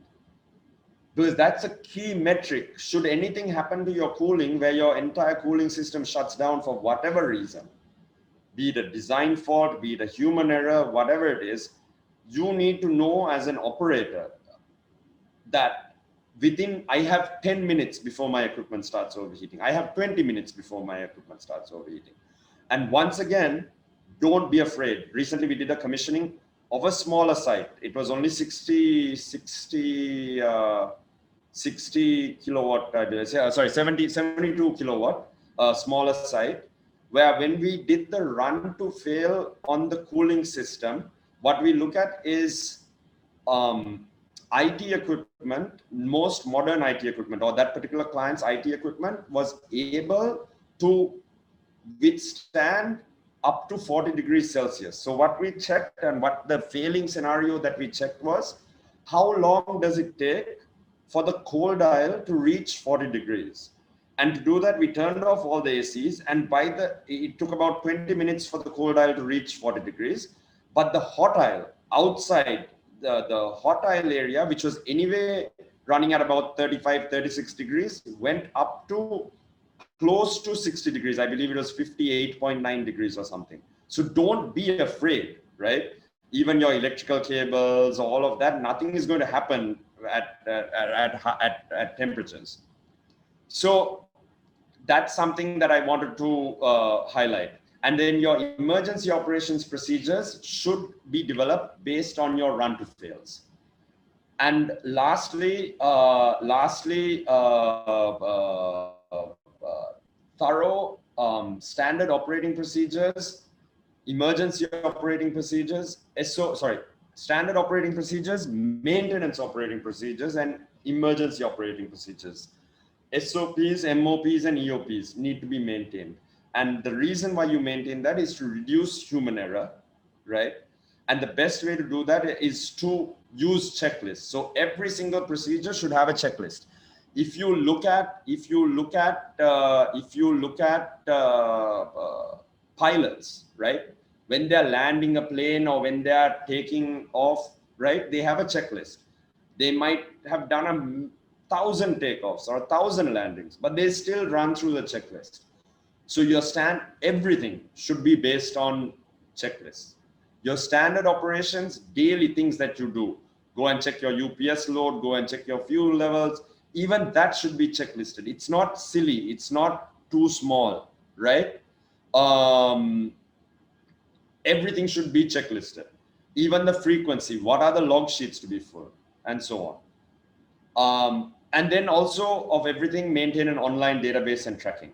In terms of maintenance operations staff means your client, your engineer, your operator. That operations staff must witness any maintenance. Don't just let the vendor go and say, okay, maintenance done, thank you, we did everything, all okay, and leave. Operations staff must witness it and follow the same requirements as SOPs. So as a part of your commissioning, as a part of your testing, as a part of your vendor deliverables, get a maintenance operating procedure, get a maintenance procedure from your vendors, whoever the vendor may be, and keep it in the form of a checklist, and ensure that the vendor is following that process and that checklist. And then lastly, emergency operations. So emergency operations should be defined with risks and then updated as the risks change. The main important thing about emergency operations procedures is that they should be drilled frequently. So you should, even if you don't turn things on, turn things off or whatever, the entire process of, okay, this breaker has failed, or okay, this UPS is down. Okay, go to the UPS control panel, put this unit on bypass, turn off this breaker. Those should be rehearsed like a fire drill, like an emergency drill. And that should be done frequently based on your risk assessment. So I'm extremely sorry for taking so much time on the presentation. I know that there are a lot of questions that people have, but I will end this now, and then we can move on to the Q&A session. And I apologize once again for taking so much of your time. Thank you, Mr. Tarindu. Very interesting and informative presentation. And thank you very much for sharing your knowledge and experience with us. I'm sure our parties, most of our audience participants benefited from your presentation. The time is passing. Actually, we will try to accommodate as much as possible a number of questions. I think there are many questions. I would like to invite our moderator, Engineer Dilan, to moderate the session from this point. Okay. Thank you, Engineer Navambara. Thank you, Mr. Tarindu, for the wonderful presentation and giving us the opportunity for the Q&A session. Let's start with the first question here. The first one, please explain the difference between Tier 1 and Tier 3 data centers.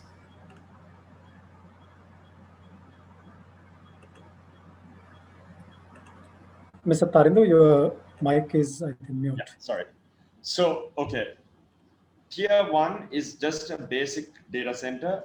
Actually, it doesn't have any redundant components, redundant pathways. The only requirement to be a Tier 1, the main key requirement to be a Tier 1 data center is to have a generator.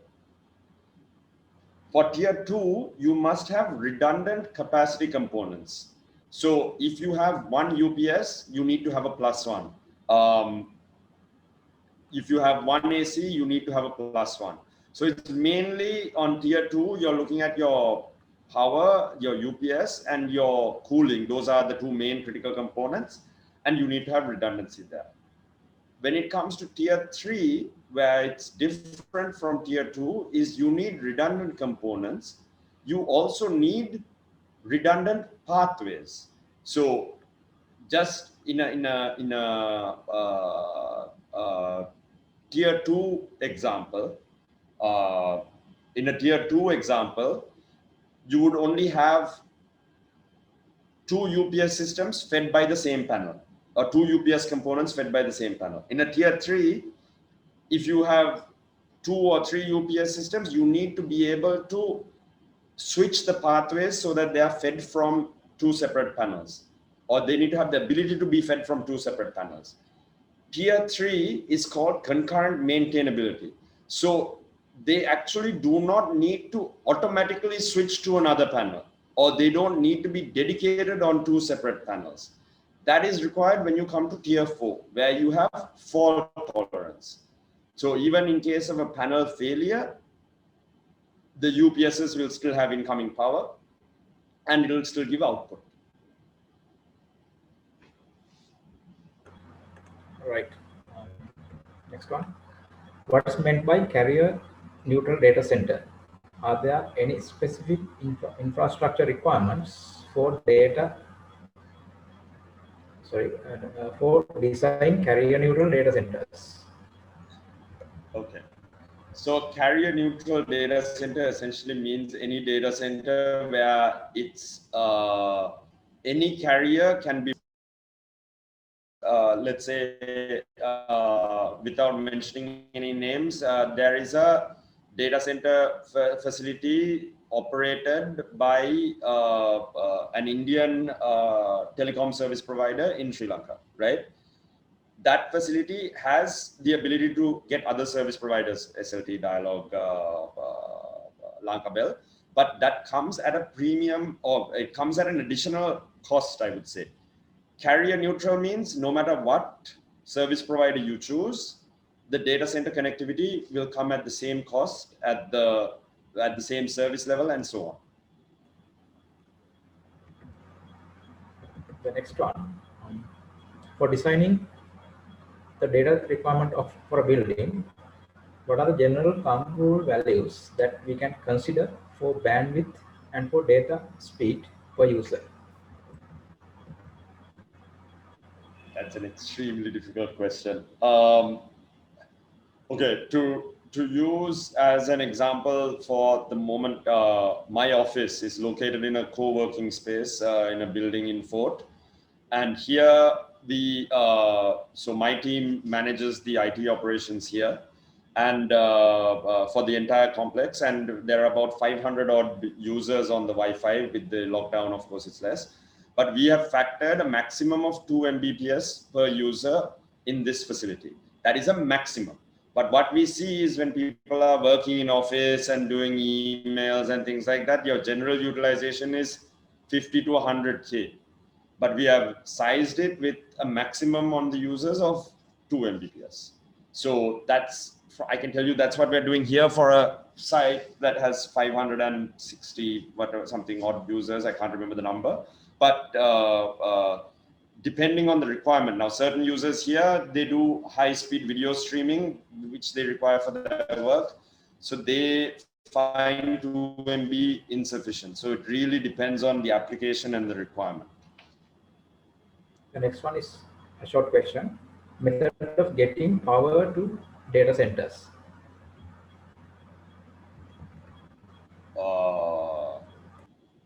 As in from the utility, I mean, in Sri Lanka, you would get it from the CEB or from generator. I'm not sure if I'm understanding the question. It's a very short question. I think it's something like from the utility. Yeah, from the utility, or as I mentioned, if you want to go for tier 3 and uptime certification, you need to have continuous run gen plants. The first foreign project that I worked on in Saudi, there was a 3.5, there was 4 facilities. Out of that, the largest one was 3.5 megawatt. There was no utility supply for it. It was in the middle of the desert. They didn't have utility power supply. They only ran generators continuously throughout the year. The next one. I'm from mechanical engineering field and working in the building maintenance industry, but I'm keen on interest with engaging data center design and management. Can you please explain the path for that? So there are a lot of trainings that you can do, and now especially with COVID, a lot of trainings. When I was doing training, they didn't have online sessions in 2013, 2014. But now, especially with COVID, almost all the training providers have moved to to online training. So there are a few, there's a company called CNET that does good data center training programs. They do data center management, they do facility, they do design, they have courses like certified data center design professional, certified data center facility operations manager. So CNET is one company. There's another company called EPI. Uptime Institute themselves do training called accredited tier specialist, accredited tier designer, and accredited operations specialist. You can do that with Uptime regarding their standards directly. Then there's a company called EPI that does training on TIA standard. There's another company called Capital Line that does training on all sorts of data center fire management, data center audits. There are quite a few. You can just Google it and find it. Actually, there's so many. And if you want to look at a free option, Schneider Electric for free has a thing called Data Center Certified Associate. You can do the training for free. You have to pay for the exam. That's a good starting point. Actually, even my new engineers, when I'm onboarding, I ask them to go through that Schneider training because it gives you the basic knowledge to move forward. Right, the next one. What are the humidification and dehumidification strategies can be used for data centers? So many. Depends on your cooling system. So generally, if you have chilled water and things like that, there are a few challenges, especially with dehumidification, because dehumidification generally happens as a component of the refrigeration cycle. So when you're using chilled water and you have low chilled water temperatures because you want to improve your efficiency, dehumidification becomes a little bit more difficult. With DX type units or DX or condenser water package type units, dehumidification and humidification are generally built into data center cooling units. You can order it. I mean, it's there as an option to order humidifiers, but they generally come standard. You generally remove that option. Other than that, there are ways like you can have pre-treated air handlers, you can have dehumidifiers. It really depends. There's no one blanket answer for that I can really give you. It really depends on the size of the facility, the type of cooling that you're using, and so on. Right. Next one. Which one is more efficient, hot aisle containment or cold aisle containment? I would say in Sri Lanka, cold aisle containment would be more efficient, but I really cannot back that up with data. There, I mean, hot aisle and cold aisle are both used. One is not better than the other. The only advantage that I see in Sri Lanka is because our ambient temperatures are relatively on the higher side. When you have when you have hot aisle containment, your entire room is cold. And that can lead to thermal bleed through. You'll have to factor in your wall warming and all of that into your heat load calculations. With cold aisle containment, since the room is hot, actually you can neglect solar factors and things like that. However, with cold aisle containment, your resiliency time, the time that you can operate without cooling, will be less than with hot aisle containment, because you have your entire room void as a buffer of cold air, whereas with cold aisle containment, you only have whatever the square area in the cold aisle. Right. Next one, what are the data centers' environmental impacts? What are the authority regulations to prevent environmental challenges? So at the moment, as far as Sri Lanka is concerned, there are no environmental regulations at the moment for data centers. However, as I started off with my presentation, Singapore in 2020 had 357 megawatt of data center footprint.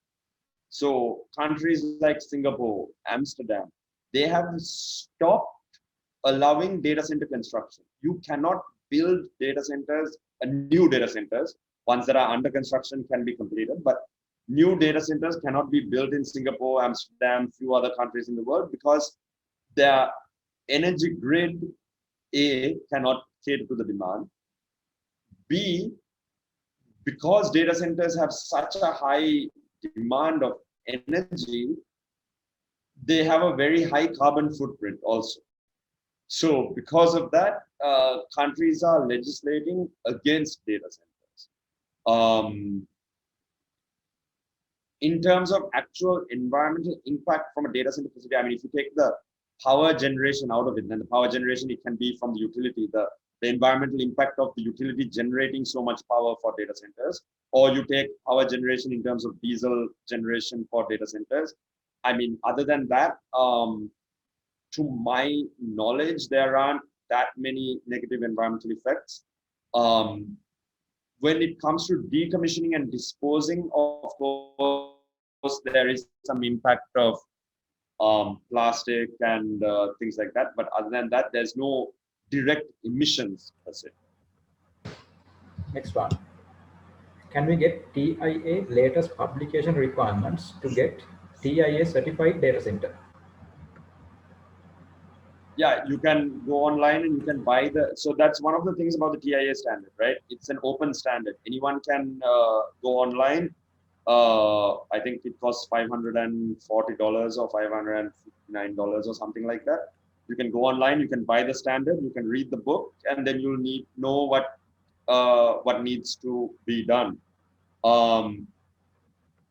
In theory, but that standard is extremely difficult to read, and it has cross references to another, I think something like 38 different other standards, which you also need to be familiar with in order, because the TIA standard will say complies to TIA 606B, TIA labeling as per TIA 606B. So then you need to know how to label as per TIA 606B in order to meet the requirements of 942. So you can look at it and you can do it, but there are, I mean, like myself, there are other TIA, certified TIA design consultants and auditors who can help you with that. Next one. Are there any specific requirement to be fulfilled to use modular UPS for data centers and to have data center standard certifications? There's no requirement that needs to be fulfilled when using a modular UPS. The only thing is that if you have modular UPS where you are plugging, say as an example, in a modular UPS where you have a 200 kilowatt frame that is made of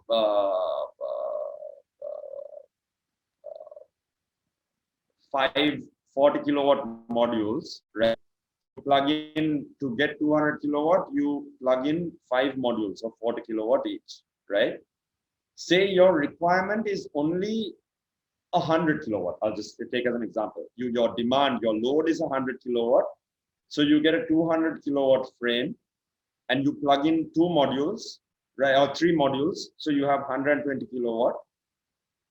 Plugging in the 4th module will give you N+1 redundancy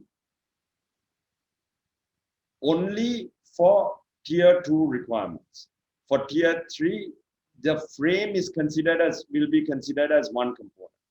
So in that case, you need to have +1 frames also. Other than that, there is no special requirement for modular. Oh, also when you're doing your +1 and things like that with modular frames, it's a little bit more difficult, or modular frames will have a common battery input. So for tier 3, tier 4, the individual modules need to have their own individual battery strings, dedicated battery strings. So on a modular frame, it becomes a little bit more difficult to put multiple strings into, or put individual strings per module, because it will be a common for the frame. Next question. What are the pros and cons using in-row cooling in data centers? Pros and cons. Okay, so one of the pros is that you can get more efficiency because in-row cooling basically makes it close couple cooling. So you're delivering cold air near to the requirement, and you are extracting hot air near to the source.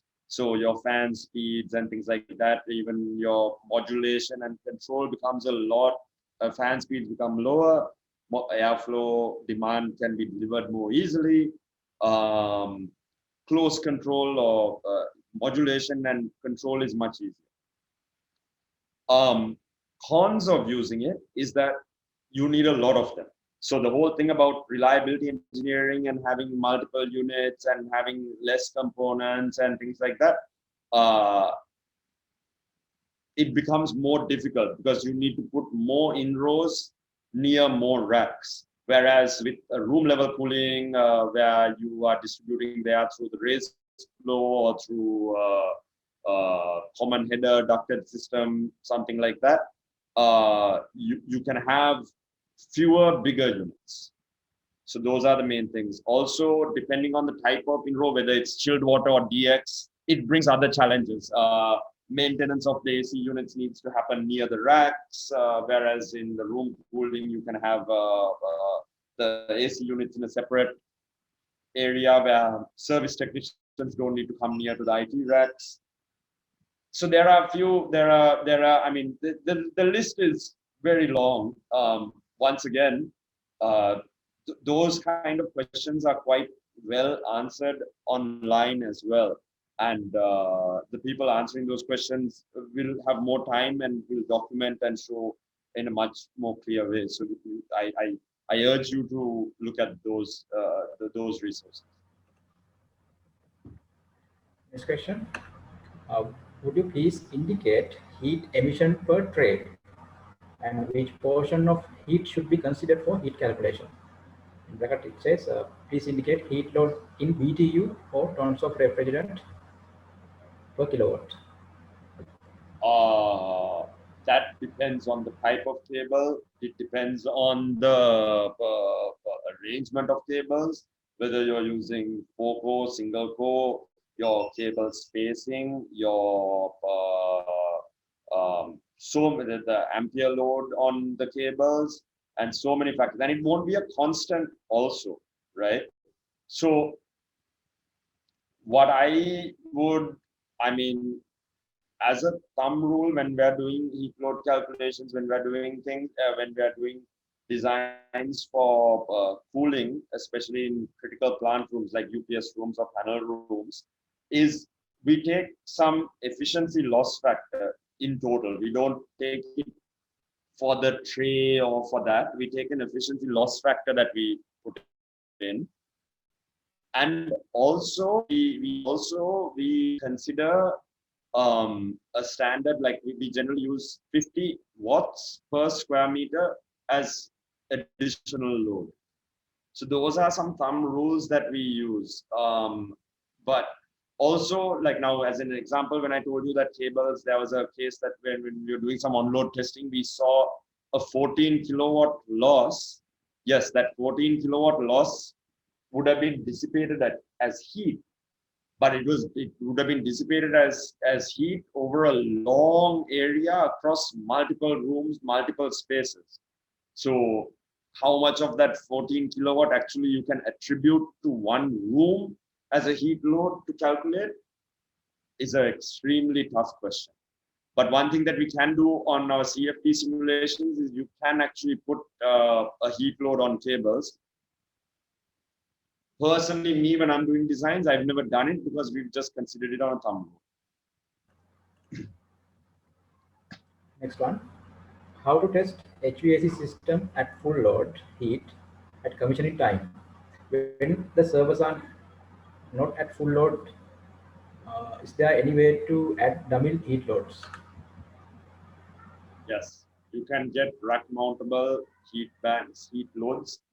They are available locally. I know local contractors who import for a certain period of time just for the testing period. But I also know, say, one foreign bank, I think in 2012 or so, I heard this from a bank employee. I was not involved in the project, but when I was doing a project for them where we used rack mountable dummy loads, which were rented from a local company. And at that time, he was joking about how in 2012, they had to do the same thing as per their global requirements, commissioning requirements. And they bought hair dryers and plugged hair dryers inside the racks to simulate the load. But yes, dummy loads are available now in Sri Lanka. There are local companies that have them for rent. There are local companies that will manufacture them for you if you want. And there are there are companies abroad that have sent load banks to Sri Lanka that you can use and then return back to them on rental basis. Next one, how do we do the testing for fire detection and suppression during the commissioning, testing and commissioning? Fire detection is very easy. You use canned smoke. So you use canned smoke at the detectors and then you check if the detectors are working.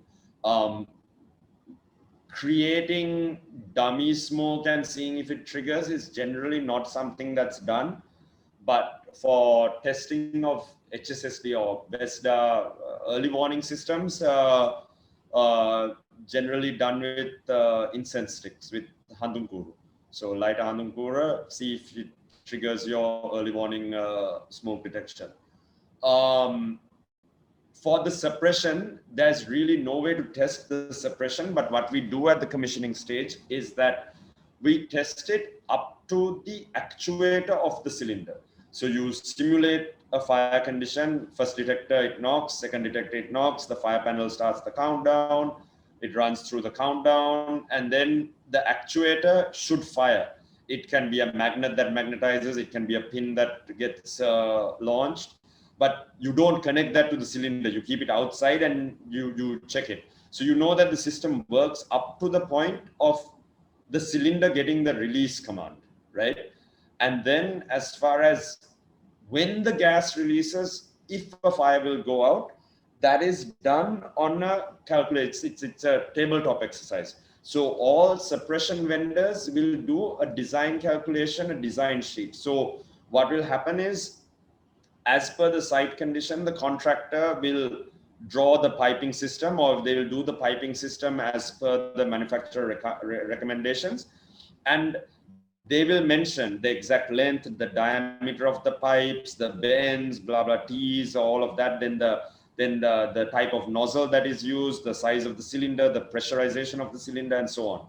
That all gets fed into a manufacturer's software with exact details, and then the software runs a simulation and says, okay, under these design conditions, this gas will suppress a fire within this many seconds. And generally what we expect is for the fire to be suppressed from gas release, fire to be suppressed in less than 10 seconds. If that happens in less than 10 seconds, then the simulation sheet from the supplier, from the manufacturer itself will say passed or something similar, or working or validated or whatever. So when we commission, what we do is we get that sheet, or generally at the tender stage, at the design, at the shop drawing stage, we get there. At the commissioning stage, what we do is we will actually check that sheet against what is implemented at site, the length, the diameter of the pipe, the nozzles, blah, blah, all of that we will check. And that is how we validate that, okay, as per this global manufacturer, say Ansul, Kiddy, Siemens, whoever this, all these people, that the system is built as per their design and it will suppress a fire in less than whatever seconds. Next one, what is the impact of direct lightning when using structural earthing system, connecting SPD, lightning, power DP, earthing together? Can you repeat the last part of that question, please? Yeah. What is the impact of direct lightning when using the structural earthing system? So it explains the structural earthing system furthermore, connecting speedy light, power, and blah blah. The latter part is the explanation of the structural earthing system. Okay, so what's important to mention here is that if you have a lightning strike on your building, then you should have a lightning protection system that will ground the lightning to ground, right? And the system should be designed in such a way, considering the earth resistance, such that any lightning impact will actually go to ground and not come back up, where you have lesser resistance somewhere else that's not ground. When you're doing telecommunications earthing, I hope that is what the question is based around. When you do telecommunications earthing, so you have your electrical earthing, you have your SPDs, your lightning, all of that going to ground. You have your SPDs connected back to your main electrical earth, and your main electrical earth once again goes back to ground. Your telecommunications earth comes from your main electrical earth. So the idea is that any fault, not really, you can't really call them fault currents, but any issues that happen on your telecommunications side, on the ELV side, will get grounded through your electrical earth to ground. And if the design is done properly, if the values are checked and calculated properly, and the cable sizes, the diameters, the earthing, everything is done properly, then any current that is supposed to go to ground from your electrical system should not come back to telco, because current will always flow to ground, which is at least resistance. So looking at resistance of less than 1 ohm is highly recommended. Your ground earth resistance at less than 1 ohm is highly recommended, especially for data center facilities. So, is it needed to have 2 separate ISP rooms under tier 3? You have to have 2 separate entrance rooms. Yes, they can be 2 separate entrance rooms, not necessarily from 2 different ISPs. It can be the same ISP also, as long as that ISP can provide you with diverse service to diverse of their locations, but you need to have 2 entrance rooms. That is a tier 3 requirement, yes. And also those entrance rooms fed from diverse paths. Right. Next one, what is the accepted humidity that should be maintained? 50 degrees, 50% plus or minus 5% is the standard book answer in a data center facility. But actually, as per the newest ASHRAE update, the relative humidity inside a data center can range from 10% to 90%, which means that ASHRAE really no longer cares about humidity. And the effect of humidity is, there are 2 things. One is you didn't want your humidity to go too high in older systems that were driven with transistors and relays, because humidity can cause condensation inside, shorting out equipment. You didn't want the humidity going too low, because low humidity can cause static discharge across components. But now, what ASHRAE and also all major electronics manufacturers, server manufacturers, telecommunications equipment manufacturers work with ASHRAE, and they design their equipment as per ASHRAE standards, and they give their input into ASHRAE standards. What they've done is they've eliminated sort of these issues to the point where now ASHRAE says, okay, your RH can range from 10% to 90%. It really doesn't matter anymore. But the standard book answer is 50% plus or minus 5%. Is it essential to get environmental authority approval to install DC? To install a DC? Yeah. As far as I know, and actually I'm not very well qualified to answer this question. My wife is the environmental consultant in the family, but as far as I know, to build a building, you need some sort of CEA approval. Sometimes you need to do initial impact environmental assessments, initial environmental impact assessments, some different requirements based on the type of the building, location, the divisional secretariat. There are different requirements as far as I know. Other than that, when you're building a building, if you say that you're building a data center per se, I don't think anyone will have a knowledge on that. It'll basically just go as a commercial building. It won't even go as an industrial building as far as I know. But I'm not 100% sure of that answer. Again, about certification exam, what was the certification or exam that was mentioned for beginners?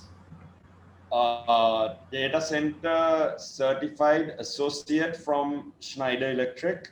That's free. You can do this. You have to pay for the certificate, but it's a it's not just for beginners. Actually, it's not fair to say that it's for beginners. It covers a lot of excellent content. There are things in there that even I didn't know about, even after doing auditor training and things like that. There are things that I learned from that when I just went through it. You can just Google Schneider DCCA and it will come up, and you can register and start it for free. We will ask two questions. How about room integrity test for data centers at commissioning stage? Any tolerances range allowed? Room integrity testing is actually very important. That's really great that someone asked that question, because that actually checks all those fire sealing and all of that as well. So if your room cannot maintain integrity, then that means that there's some hole somewhere or there's some problem somewhere. So you can do room integrity testing using fan doors. Depending on the size of the facility, it becomes more and more difficult as it becomes bigger and bigger, but it's definitely something that should be done. And it can also be done partially. You can do integrity testing in a quarter of the room, then the next quarter, like that. I mean, depending on the size. For that, generally, if you can pressure the room up to 2 pascals, it's enough. Just for safe side, what I prefer, the number that I like to go to is 5 pascals of positive pressure inside the room, and maintain it for at least 30 minutes. There's no global standard or anything like that that I am aware of. The numbers that I work with are based on the people who taught me, what they told me, and what I have seen being done, especially in the UK, and also with some global banks, their design standards and commissioning standards. But yeah, to answer that question, it's important. You should do it. If you can pressure it to 2 pascal and keep it for 30 minutes, that's good enough. If it is possible, it's good if you can take it up to 5 pascal for at least 30 minutes. So the last question we got through the chat box. How about the other ELD system requirements, such as building automation system, leakage detection, rodent repellent system, etc.? Also some inputs pertaining to security system, such as CCTV and access control. Okay, so there are 2 aspects to this, right? If you ask me what the standards require, right, then the answer is different from what you should have, right? Like in data centers outside of India, like say Singapore, Saudi, UK, Japan, I have not seen a rodent repellent system installed. In the facilities that I have, on Hong Kong also, I have not seen rodent repellent installed. They have other rodent mitigation methods, but not rodent repellent systems. India and Sri Lanka is where I have seen it. And actually, funnily enough, if you look for rodent repellent systems, I mean, at least the only one that I could find is only a company in India. Globally, it seems that they are the only ones that manufacture it. So that's about rodent repellent, right? But when it comes to CCTV, environmental monitoring, so there's so many different points that was requested, that question asked about, and there's no way that would be another entire, maybe for webinar 8 we can talk about ELV systems in a data center. But for environmental monitoring, ASHRAE has some guidelines where you should monitor at least 3 temperature points in a rack, front, middle, front, top, and back top. Then in terms of access control, yes, you should have it, but whether you want to have it at room level, containment, entry level, rack level, whether you want to have biometric or RFID, or whether you want to have two-factor authentication, those are all operational questions. TIA does have some requirements, like say as an example, CCTV has to be recorded at 20 FPS or above for minimum of 30 days. That is the TIA requirement. But then there may be other requirements that are more than that. So it's a very difficult and broad question to answer, and there are so many different areas to cover. As an example, TIA requires a single person interlock in the entry to single person interlock, or man trap can be allowed with procedural controls at the entrance to your data hall. So, but whether you have that, how you do it, whether you have a single person interlock, whether you have a man trap, how you run the procedures of a man trap, those all are long discussions that need to be had with the actual client and the end users based on the requirements. Right, that since the time is running out, we'll go for the closure remarks of the day. And thank you very much, Mr. Tarindu, for answering each and every question that we inquired. Actually, we had more than 20 questions, which was very huge amount of questions for the day. And with that, let's move to the closure remarks of the day. Mr. Chairman. Sure. Thank you very much. Thank you, Engineer Dilan. Also, thank you very much, Mr. Tarindu Mipegama, for your wonderful presentation with a lot of information and sharing your experience. It's a long day for you. Is having presentation around almost 2 hours plus another 30 minutes Q&A. Time is around 8:30. I would like to invite Engineer Kaushal Pathirana to deliver the vote of thanks and wind up the session. Please, Engineer Kaushal. Thank you, Engineer Ananguda. Good evening. I'm Kaushal Pathirana from Building Service Engineering Sectional Committee. Well, wow, it was quite an informative and timely, interesting session. I believe that you all have gained knowledge of this rapidly evolving field, especially the professions who are working in the building service engineering sectors. As we are reaching to the end of today's lecture, I'm here to present the vote of thanks on behalf of the organizing committee. First, I would like to offer our sincere gratitude to the guest speaker today, Mr. Tarindu Mipegama, for his valuable time and enlightening us with a lot of knowledge. Then I would like to thank ISL staff for providing facilities and arranging the webinar successfully.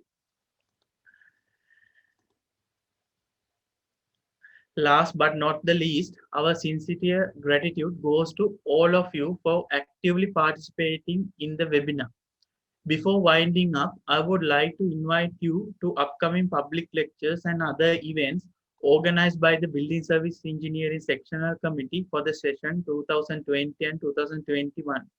We will inform the future details in future. Well then, we are looking forward to see you soon in next event. Wishing you a pleasant evening. Stay safe, stay strong. Thank you.